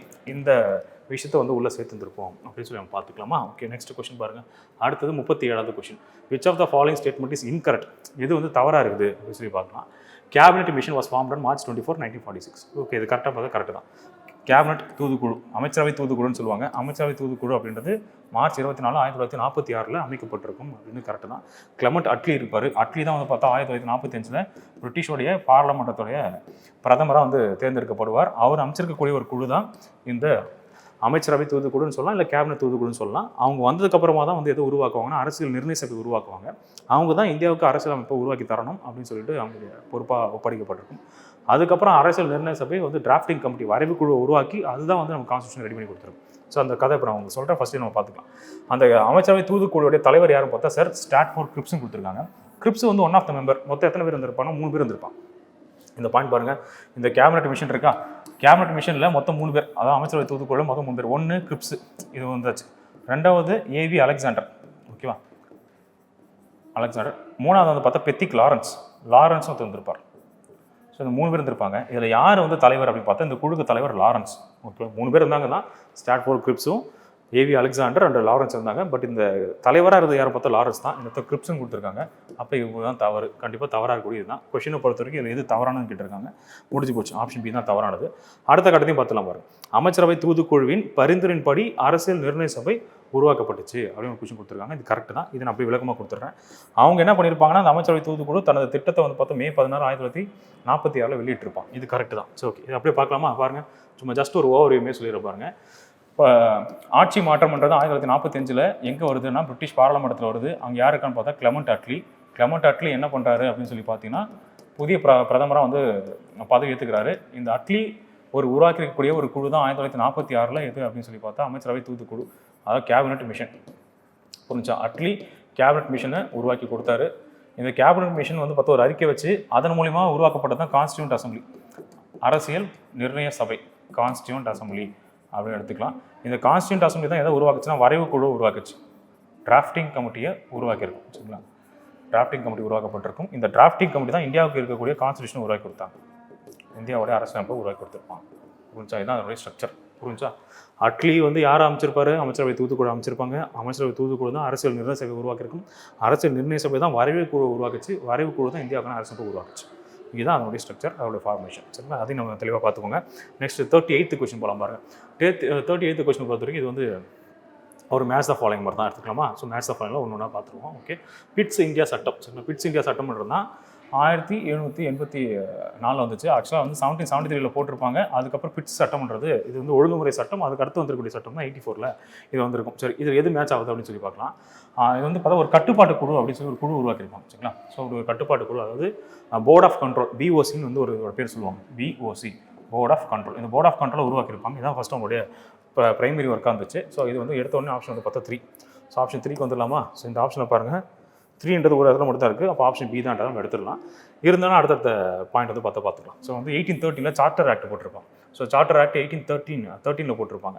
இந்த சார்ட்டர் ஆக்ட் என்ன பண்ணுச்சுன்னா, கிழக்கிந்திய கம்பெனியின் வர்த்தகத்தை முற்றுரிமை குறைத்தல். சரிங்களா? ஸோ இந்த பாயிண்ட்டை பொறுத்த வரைக்கும் இது வந்து மோனோபோலி ட்ரெண்ட் இருக்கும். ஸோ மோனோபோலினா இதுக்கப்புறம் இவங்க மட்டும் தான் ட்ரேட் பண்ணுவாங்க இருந்துச்சு. இப்போ கிழக்கிந்திய கம்பெனி இருந்துச்சு பாருங்களேன், ஈஸ்ட் இந்தியா கம்பெனி. இது வந்து ஒரு ஆக்சுவலாக ஒரு கம்பெனி, இது பிரிட்டிஷ் அரசாங்கம் கிடையாது, ஒரு கம்பெனி. இப்போ இந்த கம்பெனி மட்டும் தான் ட்ரேட் பண்ணும் அப்படின்றது அந்த மோனோபோலின்னு சொல்லுவாங்க. அவங்க மட்டும் தான் ட்ரேட் பண்ணுவாங்கன்ற மாதிரி அதிகாரம் வழங்கப்பட்டிருந்துச்சு. அதை வந்து இந்த இடத்துல என்ன பண்ணிருக்காங்க பாருங்க, deprivation of East Indies company monopoly trading India.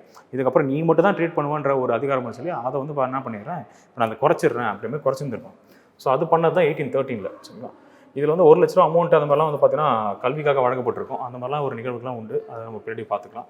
Next இந்த சாசன சட்டம் பாருங்கள். சாசன சட்டம் அதாவது பார்க்கக்கூடிய சார்ட்டர் ஆக்ட் 1833 முதன்முறையாக கவர்னர் ஜெனரல் அரசாங்கத்தில் இந்திய அரசாங்கம் என்று அழைக்கப்பட்டுச்சு. இது வந்து பார்த்தா கவர்மெண்ட் ஆஃப் இந்தியா அப்படின்ற மாதிரி கொண்டு வந்திருப்பாங்க. இப்படி ஒரு சேஞ்ச் ஓவர் அப்படின்றது 1833 நடத்தப்பட்டிருக்கும். லாஸ்ட்டாக பாருங்கள், இந்திய கவுன்சில் சட்டம் 1861.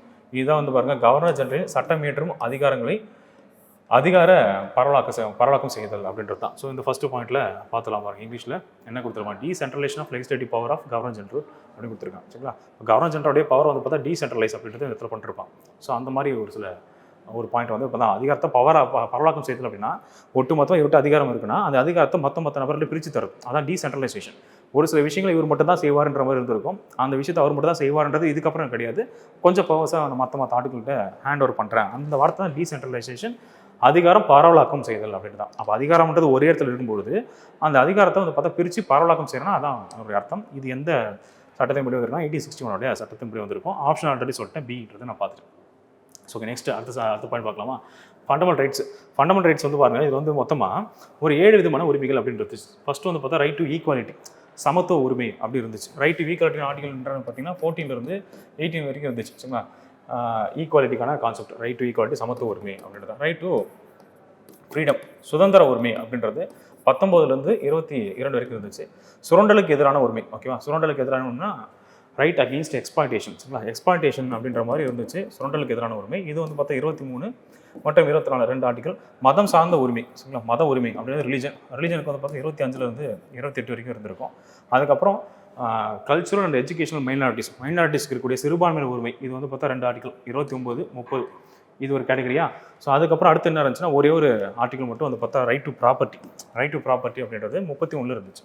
புரிஞ்சா? 31ன்றது ரைட் டு ப்ராப்பர்ட்டி அப்படி இருந்துச்சு. அடுத்து வந்து பார்த்தா கான்ஸ்டியூஷனல் ரெமடிஸ் அப்படின்றது 32. ஸோ பாருங்கள் மொத்தம் எத்தனை விதமான உரிமைகள் இருந்திருக்கு பார்த்தீங்கன்னா எத்தனை விதமான உரிமை இருந்திருக்கு? 7 விதமான உரிமை. பாருங்கள், இது ஃபஸ்ட்டு டைப்பு, இது செகண்ட் டைப்பு, இது தேர்ட் டைப்பு, இது 4th, இது 5th, இது property 6th, constitutional remedies article 32 7th. இந்த மாதிரி ஒரு 7 விதமான உரிமைகள் அப்படின்றது அங்கே இருந்துச்சு. இதை நம்ம என்ன பண்ணிட்டோம், இப்போ தான் வந்து ஒரு கொஸ்டினில் பார்த்தோம், ரைட் டு ப்ராப்பர்ட்டின்னு இருந்துச்சா? ரைட் டு ப்ராப்பர்ட்டி அப்போ அப்படின்னு என்ன செஞ்சோம், நம்ம இதை நீக்கியாச்சு. அதான் 44வது சட்டத்திருத்தம் 1978 நீக்கியாச்சு. அப்போ 7 விதமான உரிமைகளை ஒரு உரிமைன்றது தற்போது இல்லை அப்படின்னா மீதி எத்தனை இருக்குது? மீதி 6 தான் இருக்குது. அவ்வளோதான் கொஷின். இப்படி தான் இந்த கொஷின் அப்படியே பார்த்தா உங்களுக்கு தெரிஞ்சிடும். ஓகேவாங்க பாருங்கள். ஸோ இந்த பாயிண்டை பொறுத்த வரைக்கும் ஸ்டார்டிங்கில் எவ்வளோ இருந்திருக்கு? 7 உரிமைகள் இருந்துச்சு. ஆனால் இப்போ எத்தனை இருக்குது? 6 தான் இருக்குது. அவ்வளோதான். 2 கரெக்டாக இல்லையா? 2மே கரெக்டாக தான். அவ்வளோதான் முடிஞ்சிச்சு. Option A. ஓகே, சிம்பிளஸ்ட் ஒரு கொஷின் தான். ஸோ அடுத்து பார்க்கலாமா? முதல் மொழிவாரி மாகாணமாக எது வந்து உருவாக்கப்பட்டுச்சு அப்படின்னு சொல்லி பார்த்தா முதல் மொழிவாரி மாகாணமாக உருவாக்கப்பட்டது ஆந்திர பிரதேஷ் தான். அது நமக்கு தெரிஞ்சிருக்கும். இது எப்போ உருவாக்கியிருப்பாங்கன்னா 1953 அக்டோபர் 1 உருவாக்கியிருப்பாங்க. ஏன்னா நமக்கு தெரிஞ்சிருக்கும், ஆல்ரெடி நீங்கள் படிச்சிருந்துருப்பீங்க. இவர் இருக்கார் இல்லையா, பொட்டி ஸ்ரீராமில் வந்து பார்த்தா 56 நாள் உண்ணாவிரதம் இருந்து இறந்து போயிருப்பார். அவர் இறந்து போனதுக்காக வேறு எதுவுமே நம்ம பண்ண முடியாது. அந்த மாநிலத்தை நம்ம உருவாக்கி தான் கொடுத்தாங்க. அப்படி உருவாக்கி கொடுத்துருப்பாங்க. ஸோ ஃபஸ்ட்டு ஸ்டேட்மெண்ட் ரைட்டாக பார்த்தா ரைட்டு தான். சரி பாருங்கள், ஜவஹர்லால் நேரு என்ன பண்ணார்? ஆந்திரா வந்து பார்த்தா ஒரு ஸ்டேட்டை கிரியேட் பண்ணி கொடுத்தாரு. எப்போ? அதான் டேட் சொல்லிட்டேன். ஆனால் இங்கே என்ன இருக்குது? 55 கொடுத்துட்டாங்க. 55ன்றது தவறு. இப்போ 2வது ஸ்டேட்மெண்ட் கண்டிப்பாக தவறாக இருக்கிறதுக்கு தான் வாய்ப்பு, சரியாகிறதுக்கு பாயிண்டே கிடையாது. அடுத்து தார் கமிட்டி என்ன பண்ணியிருப்பாங்க? ஒரு 3 மேஜர் கிரைட்டீரியா கொடுத்துருப்பாங்க இந்த மாநிலங்களில் ரீஆர்கனைஸ் பண்ணுறதுக்கு 1956 அப்படின்ட்டு. ஆனால் பாருங்கள், தார் கமிட்டி இருக்கா? தார் கமிட்டி என்ன சொன்னேன்? எஸ்கே தார் போட்ட கமிட்டி அது 1948. சரிங்களா? எந்த கமிட்டியோடைய பரிந்துரையின் படி பிரிக்கப்பட்டிருக்கும் எல்லா ஸ்டேட்டும் அப்படின்னு பார்த்தா ஃபசல் அலி அப்படின்ட்டு இருப்பார் இல்லையா?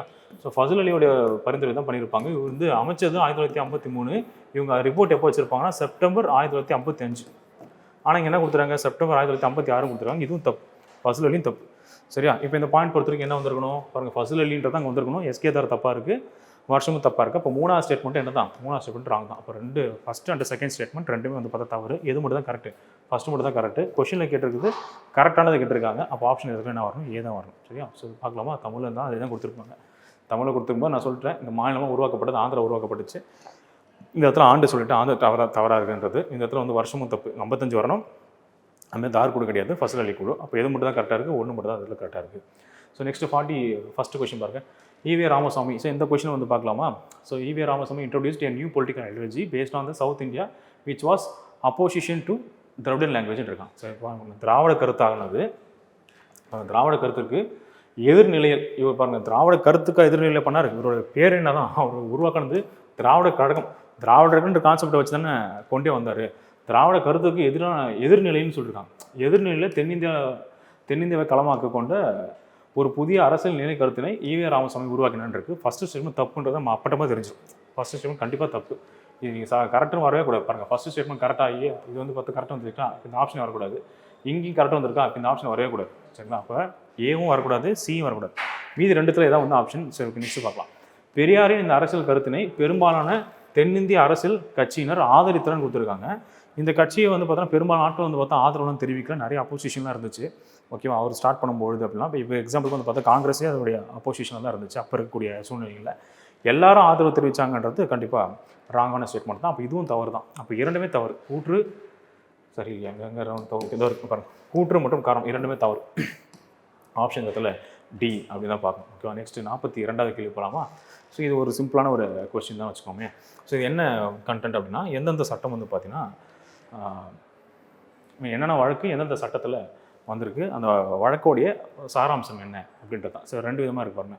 பெண்களுக்கு எதுனா பாலியல் தொல்லை, இது தொடர்பாக இருக்கக்கூடிய வழக்கு எது அப்படின்னு பார்த்தா விசாகா அப்படின்றது 1996 போட்டு 97 ஒரு ஜட்மெண்ட் வந்திருக்கும். விசாகா கைட்லைன்ஸ் அப்படின்னு கொடுத்துருப்பாங்க 1997. ஸோ அது வந்து ஒரு முக்கியமான ஒரு வழக்கு. பெண்களுடைய பாலியல் தொல்லைக்கு எதிரான ஒரு சில விஷயங்களை பற்றி சொல்லியிருக்கக்கூடியது தான் அந்த விசாகா கேஸ் அப்படின்றது தான். ஸோ வந்து இது ஆப்ஷன் வந்து 3. ஓகே, 2வது பாருங்கள், சமத்துவ உரிமை, ஈக்குவாலிட்டி. இந்த அஸ்விந்தர் கோர் அப்படின்றவர் தான் அவர் வந்திருப்பார். அது வந்து பஞ்சாபோடைய யூனிவர்சிட்டிக்கு போட்டிருக்கக்கூடிய ஒரு யூனிவர்சிட்டியில் நடக்கக்கூடிய ஒரு சில விஷயங்கள் அது தான் சம்மந்தப்பட்டு வந்திருக்கும். ஆனால் சமத்துவ உரிமை அப்படின்றது இந்த 2. ஸோ 2 கிடையாது, 1 ரைட் தான். ஸோ நெக்ஸ்ட் வந்து டபுள் ஜியோபார்ட்டி, இரட்டை தண்டனை அப்படின்னு ஒரு கான்செப்ட் இருக்கா. ஸோ நம்ம ஆர்டிகல் 20 படிச்சிருந்துருப்போம் இல்லையா, அந்த கான்செப்ட் டபுள் ஜியோபார்ட்டி, இரட்டை தண்டனை முறை அப்படின்னு ஒரு கான்செப்ட். இது வந்து பார்த்தா மக்பூல் பாம்பே ஸ்டேட்டில் போட்டிருக்கக்கூடிய ஒரு கேஸு. இப்போ இந்த இடத்துல ஆப்ஷன் 4 வரும். நெக்ஸ்ட் அரசியல் சாசனத்தின் அடிப்படை கூறுகள் அப்படின்னு ஒரு கான்செப்ட் வந்துருக்கும். இது வந்து பாருங்கள் மினர்வா மில்ஸ் வழக்கு, மினர்வா மில்ஸ் கேஸு. இதை நம்ம ஸ்க்ரூட்டனைஸ் பண்ணி நிறையவே படிக்க வேண்டியதாக இருக்கும். ஃபண்டமெண்டல் ரைட்ஸ் டிபிஎஸ்பியோடைய கண்டென்ட்டில் மினர்வா மில்ஸ் வழக்கு 1980. இதில் முக்கியமாக ஒரு விஷயம் சொல்லியிருப்பாங்க. என்ன சொல்லியிருப்பாங்க அப்படின்னா, டிபிஎஸ்பியும் அடுத்து வந்து பார்த்தா ஃபண்டமெண்டல் ரைட்ஸ் இருக்குல்ல, ஃபண்டமெண்டல் ரைட்ஸ் பெருசா இல்லை டிபிஎஸ்பி பெருசா அப்படின்னு பார்த்தா 2மே சமமானது அப்படின்னு சொல்லி ஒரு முடிவுக்கு இந்த கேஸ் தான் வந்து பார்த்தோன்னா மினர்வா மில்ஸ் வழக்கு தான் ஒரு முற்றுப்புள்ளி வச்சிருக்கு. இதுக்கு முன்னாடி வந்து பார்த்தீங்கன்னா ஃபண்டமெண்டல் ரைட்ஸ் தான் பெருசு அப்படின்ற மாதிரி தான் நிறைய கண்டென்ட்லாம் போயிட்டு இருந்துச்சு. இது வந்து எண்டு பாயிண்ட்டுக்கு தான் போட்டுச்சு. என்ன போட்டுச்சுன்னா, ஃபண்டமெண்டல் ரைட்ஸ் எப்படியும் அதே மாதிரி தான் டிபிஎஸ்பி, 2மே வந்து சமமாக பார்க்குறது தான். அரசியல் அமைப்புன்றது ஒரு தேர்னா அந்த தேர்வுடைய இரண்டு சக்கரம் போன்றது ஃபண்டமெண்டல் ரைட்ஸும் டிபிஎஸ்பின்றது அந்த மினர்வா மில்ஸ்ன்றது அந்த பஞ்சாயத்தை முடிச்சு வச்சிருக்கும். ஸோ இப்போ இந்த ஆப்ஷன் படி பார்த்தோன்னா 3142 தான் அதில் கரெக்டாக வரணும். ஸோ இன்னும் ஒரு 3 கொஷின்ஸ் தான் இருக்குது, ஆனால் பார்த்துக்கலாமா. Which of the following statement is incorrect. இதில் வந்து எது இன்கரெக்டாக இருக்குது அப்படின்னு சொல்லி பார்ப்போம். இங்கே பாயிண்ட் பாருங்கள், லார்ட் வில்லியம் பெல்டி created Madras province in 1802. Madras அப்படின்ற ஒரு மாகாணத்தை லார்ட் வில்லியம் பெல்டிக்கு 1802 உருவாக்கியிருப்பார். ஃபர்ஸ்ட் ஸ்டேட்மெண்ட் ரைட் தான். 2வது Madras province was and administrative union under the jurisdiction of British government. இது கரெக்ட் தான். அவங்க வந்து ஒரு 11 மாகாணங்கள் வச்சுருந்தாங்க. அந்த 11 மாகாணங்களில் ஒன் ஆஃப் த மாகாணம் வந்து பார்த்தா மெட்ராஸ் தான். சரிங்களா, மெட்ராஸ்ன்றது ஒன் ஆஃப் த மாகாணம். மெட்ராஸ், மைசூர், பாம்பே, ஸோ அந்த மாதிரி ரீஜன்ஸ்லாம் இருக்கு இல்லையா. 11 மாகாணங்களில் ஒரு மாகாணம் இதுவாக இருந்துச்சு பிரிட்டிஷோட கட்டுப்பாட்டில். மெட்ராஸ்ன்றது ஒரு மாகாணமாக இருந்துச்சு. அப்போ பின்றதும் கரெக்டு தான். அதே மாதிரி பாருங்கள், இந்த ஸ்டேட் ரீஆர்கனைசேஷன் பண்ணோமா, நான் சொன்ன மாதிரி ஃபசல் அலி பரிந்துரை கேட்டுட்டு 1951 நவம்பர் 1 கரெக்டாக 1956 நவம்பர் 1 பாருங்கள். இதில் வந்து பார்த்தா எத்தனை ஸ்டேட் உருவாக்கியிருப்பாங்க, 14 ஸ்டேட் உருவாக்கியிருப்பாங்க. நான் சொன்ன மாதிரி அதே மாதிரி 6 யூனியன் பிரதேசங்கள் உருவாக்கப்பட்டிருக்கும். அந்த 14 ஸ்டேட்டில் one of the state Madras. இந்த மெட்ராஸ்ன்ற பேர் தான் பிற்காலத்தில் எப்போ பேர் மாற்றம் செய்யப்படுது அப்படின்னு பார்த்தா தமிழ்நாடு சொல்லி பேர் மாற்றம் செய்யப்படுது. பாருங்கள், after reorganisation based on linguistic basis November 1, 1956 Madras state became the separate state for Tamil. அப்போ தமிழ் பேசக்கூடிய மக்களுக்குன்னு சொல்லி மெட்ராஸ்ன்றது ஒரு தனி மாநிலமாக வந்து பார்த்தா உருவாக்கப்பட்டுருச்சு. சரிங்களா, இதுவும் வந்து பார்த்தா கரெக்ட் தான். ஸோ நெக்ஸ்ட் ஜஸ்டிஸ் பார்ட்டி என்ன பண்ணிருக்காங்க பாருங்கள். ஜஸ்டிஸ் பார்ட்டி எலெக்ஷன் இருக்காங்களா, எலெக்ஷன் நின்று எத்தனை முறை வந்து பார்த்தா அவங்க வெற்றி அடைஞ்சிருக்காங்க அப்படி ஒரு கேள்வி கேட்கப்பட்டிருக்கு. எத்தனை முறை வந்து பார்த்தா வெற்றி அடைஞ்சிருக்காங்க, 5 முறை நின்று இருக்கக்கூடியதில் 4 முறை வந்து பார்த்தா வெற்றி அடைஞ்சிருக்காங்க. சரிங்களா, 1920, 23, 30, 34 இந்த 4 ஆண்டுகளில் அவங்க வந்து பார்த்து வெற்றின்னு அடைஞ்சிருப்பாங்க. 1926 ஒரு சுயேட்சை வேட்பாளர் தான் சுப்பராயன் அப்படின்றவர் தான் வந்து அந்த இடத்துல கட்சி வந்து நிறுவாவார். ஆக மொத்தம் 17 ஆண்டுகளில் 13 ஆண்டுகள் வந்து ஜஸ்டிஸ் பார்ட்டின்றதை ஆட்சி செஞ்சிருக்கும். இதெல்லாம் வந்து யூனிட் 6 நீங்கள் பார்ப்பீங்க. இப்போ இங்கே 3க்கு பதிலாக என்ன வரணும், 4 தான் வரணும். அப்போ தவறான ஸ்டேட்மெண்ட் எதுவும் பார்த்தா இங்கே டி தான். டீன்றது தான் தவறான ஸ்டேட்மெண்ட் அப்படின்னு எடுத்துக்கலாம். ஸோ நெக்ஸ்ட் அடுத்து பாருங்கள், லார்ட் வில்லியம் பெல்டிக். ஸோ இந்த லார்ட் வில்லியம் பெல்டிக்கில் இதில் நிறைய விஷயம் கொடுத்துருக்காங்களா. Lord William Bentinck was appointed as governor of Bengal on 1773 கொடுத்துருக்காங்க. ஆக்சுவலாக வந்து பென்டிக் கிடையாது, வாரன் ஹாஸ்டிங்கை தான் வந்து பார்த்தா என்ன செஞ்சுருப்பாங்க, அதை கூட கவர்னர் ஆஃப் பெங்கால் கிடையாது, கவர்னர் ஜென்ரல் ஆஃப் பெங்காலாக 1773 கொண்டு வந்திருப்பாங்க. அப்போ பென்டிக்னு கொடுத்தது தப்பு. ஃபர்ஸ்ட் ஸ்டேட்மெண்ட் தப்பு. 2வது ஸ்டேட்மெண்ட் பார்க்கலாமா. Lord Warren Hasting abolish the dual system of government. இப்போ டுவல் சிஸ்டம் ஆஃப் கவர்மெண்ட் ஒரு கான்செப்ட் இருந்துச்சு, ராபர்ட் கிளைவ் வந்து கொண்டு வந்திருப்பாரு. அந்த இரட்டை அரசாங்க முறையை வந்து பார்த்து ஒரு வந்த உடனே ஒழிச்சிருப்பாங்க 1772. இது கரெக்டாக பார்த்து கரெக்டு தான். ஸோ செகண்ட் ஸ்டேட்மெண்ட் கரெக்டு தான். Lord Warren Hasting was the first governor general of Bengal. இதுதான் நான் சொன்னேன் இல்லையா, ஃபர்ஸ்ட் கவர்னர் ஜெனரல் ஆஃப் பெங்காலை தான் 1773 கொண்டு வருவாங்க. அப்போ இது கரெக்டு தான். ஓகேவா, இவர் அந்த கவர்னர் ஜெனரல் ஆஃப் பெங்காலாக எந்த வருஷம் வரைக்கும் இருந்தாருன்னா பாருங்கள் 73 சொன்னேன். இங்கே என்ன கொடுத்தாச்சு 17 கொடுத்துருக்கான். அப்போ இதுவும் தப்பு தான். அப்போ எப்போ இருந்திருப்பாரு பாருங்கள், 1773 85 வரைக்கும் இருந்திருப்பார். இதை தான் 86 கொடுத்துருக்கான். அப்போ இதுவும் தவறு தான். அப்போ கரெக்டாக இருக்குது இது மட்டும் தான். 2, 3 மட்டும் தான் கரெக்டாக இருக்குது. ஆப்ஷனே வந்து பாருங்கள் 2, 3 மட்டும் தான் கரெக்டாக இருக்குது. மொத்த 2 வந்து பார்த்தா தவறு அப்படின்னு நம்ம பார்த்துக்கலாம். சரிங்களா, அதான் இந்த இடத்துல கொஷினாக கொடுத்துருக்கக்கூடியது. ஓகே, ஸோ ஃபைனல் கொஷின் போகலாமா. இறுதிக்கிட்ட கேள்விக்கு போயிடலாம். ஸோ லாஸ்ட் கொஷின் மொழிகள் அடிப்படையில் கேட்டிருக்கக்கூடியது நமக்கு தெரிஞ்சிருக்கும் அட்டவணை 8 இல்லையா, 8வது அட்டவணை அதுதான் வந்து பார்த்தா மொழிகளை பற்றி பேசக்கூடியது. சரியா, 8வது அட்டவணை தான் மொழிகளை பற்றி பேசும். இதில் ஆரம்ப காலகட்டத்தில் ஒரு 14 மொழிகள் இருந்துச்சு. தற்போது எத்தனை மொழிகள் இருக்குது அப்படின்னு பார்த்தா 22 இருக்குது இல்லையா, 14 லாங்குவேஜஸ் இருந்துச்சு. ப்ரெசென்ட்டாக வந்து பார்த்தா 22 லாங்குவேஜஸ் இருக்குது. பிற்காலத்தில் எந்தெந்த மொழிகளை உள்ளே சேர்த்துருப்பாங்க நம்ம தெரிஞ்சிருக்கோம். 15வது மொழியாக வந்தது வந்து பார்த்தா சிந்தி. அதான் இங்கே இருக்கு பாருங்கள், சிந்தி மொழி தான் 15வது மொழியாக வந்திருக்கும். சிந்தி மொழி வந்து பார்த்தா 21வது சட்டத்திருத்தம், மொத்தம் 3 சட்டத்திருத்தம் பாருங்கள், 21 அதுக்கப்புறம் வந்து பார்த்தா 92. சரிங்களா, இந்த மாதிரி 3 சட்டத்திருத்தம் மூலியமாக சேர்க்கப்பட்டிருக்கும். 21 சட்டத்திருத்தம் ஆண்டு வந்து பார்த்தா 1967. ஓகேவா, இங்கே பாருங்கள், இங்கே என்ன கொடுத்துட்டாங்க 1969, அப்போ தப்பு. சரிங்களா, ரெண்டாவது பாருங்கள். அடுத்து இந்த இடத்துல கொங்கணி, மணிப்புரி, நேபாளி இந்த மாதிரி 3 மொழிகளை வந்து உள்ளே சேர்த்துருப்பாங்க. இருக்கான்னு பார்க்கலாமா, கொங்கணி, மணிப்புரி, நேபாளி 3 மொழிகள் இருக்குது. ஆனால் 71வது சட்டத்திருத்தம் 1992. இங்கே என்ன இருக்குது, 71வது சட்டத்திருத்தம் கரெக்டு, ஆனால் ஆண்டு இங்கே தப்பு, 93 கொடுத்துருலாம், இதுவும் தப்பு தான். அடுத்தது 92வது சட்டத்திருத்தம், இதோட ஆண்டு வந்து பார்த்தா 2003. இது பார்க்கலாமா, இதில் வந்து பார்த்தா போடோ, டோங்கிரி, சாந்தாலி, மைத்திலி இருக்கா பார்க்கலாமா, பாருங்கள் போடோ, டோங்கிரி, மைத்திரி, சாந்தாலி இது இருக்குது. 2003 கரெக்டாக இருக்கா, 2003 கரெக்டாக இருக்குது, 92 கரெக்டாக இருக்குது. இது மட்டும் தான் கரெக்ட். சரியானது எது அப்படின்னு பார்த்தீங்கன்னா 3 மட்டும் தான் சரி. ஆப்ஷன் பி மட்டும் தான் அந்த இடத்துல கரெக்டாக இருக்குது. மற்ற ரெண்டுமே வந்து பார்த்தா வருஷம் தான் தப்பு. 67 92 மட்டும் தான் சேஞ்ச் ஆகிருக்கு. சரி, இது ஈஸியாக சொல்லலாம் பாருங்கள். 21 71 ஆட் பண்ணுங்கள், 92 வந்துடும். அது வந்து அமௌண்ட்டோட நம்பர் மட்டும் ஞாபகம் வைக்கிறதுக்கு ஒரு சின்ன ஒரு ட்ரிக். ஸோ ஒரு 45 கொஷின்ஸு, கொஞ்சம் டைம் நான் எக்ஸ்ட்ரா தான் எடுத்துருக்கிறேன். சரிங்களா, ஓகே.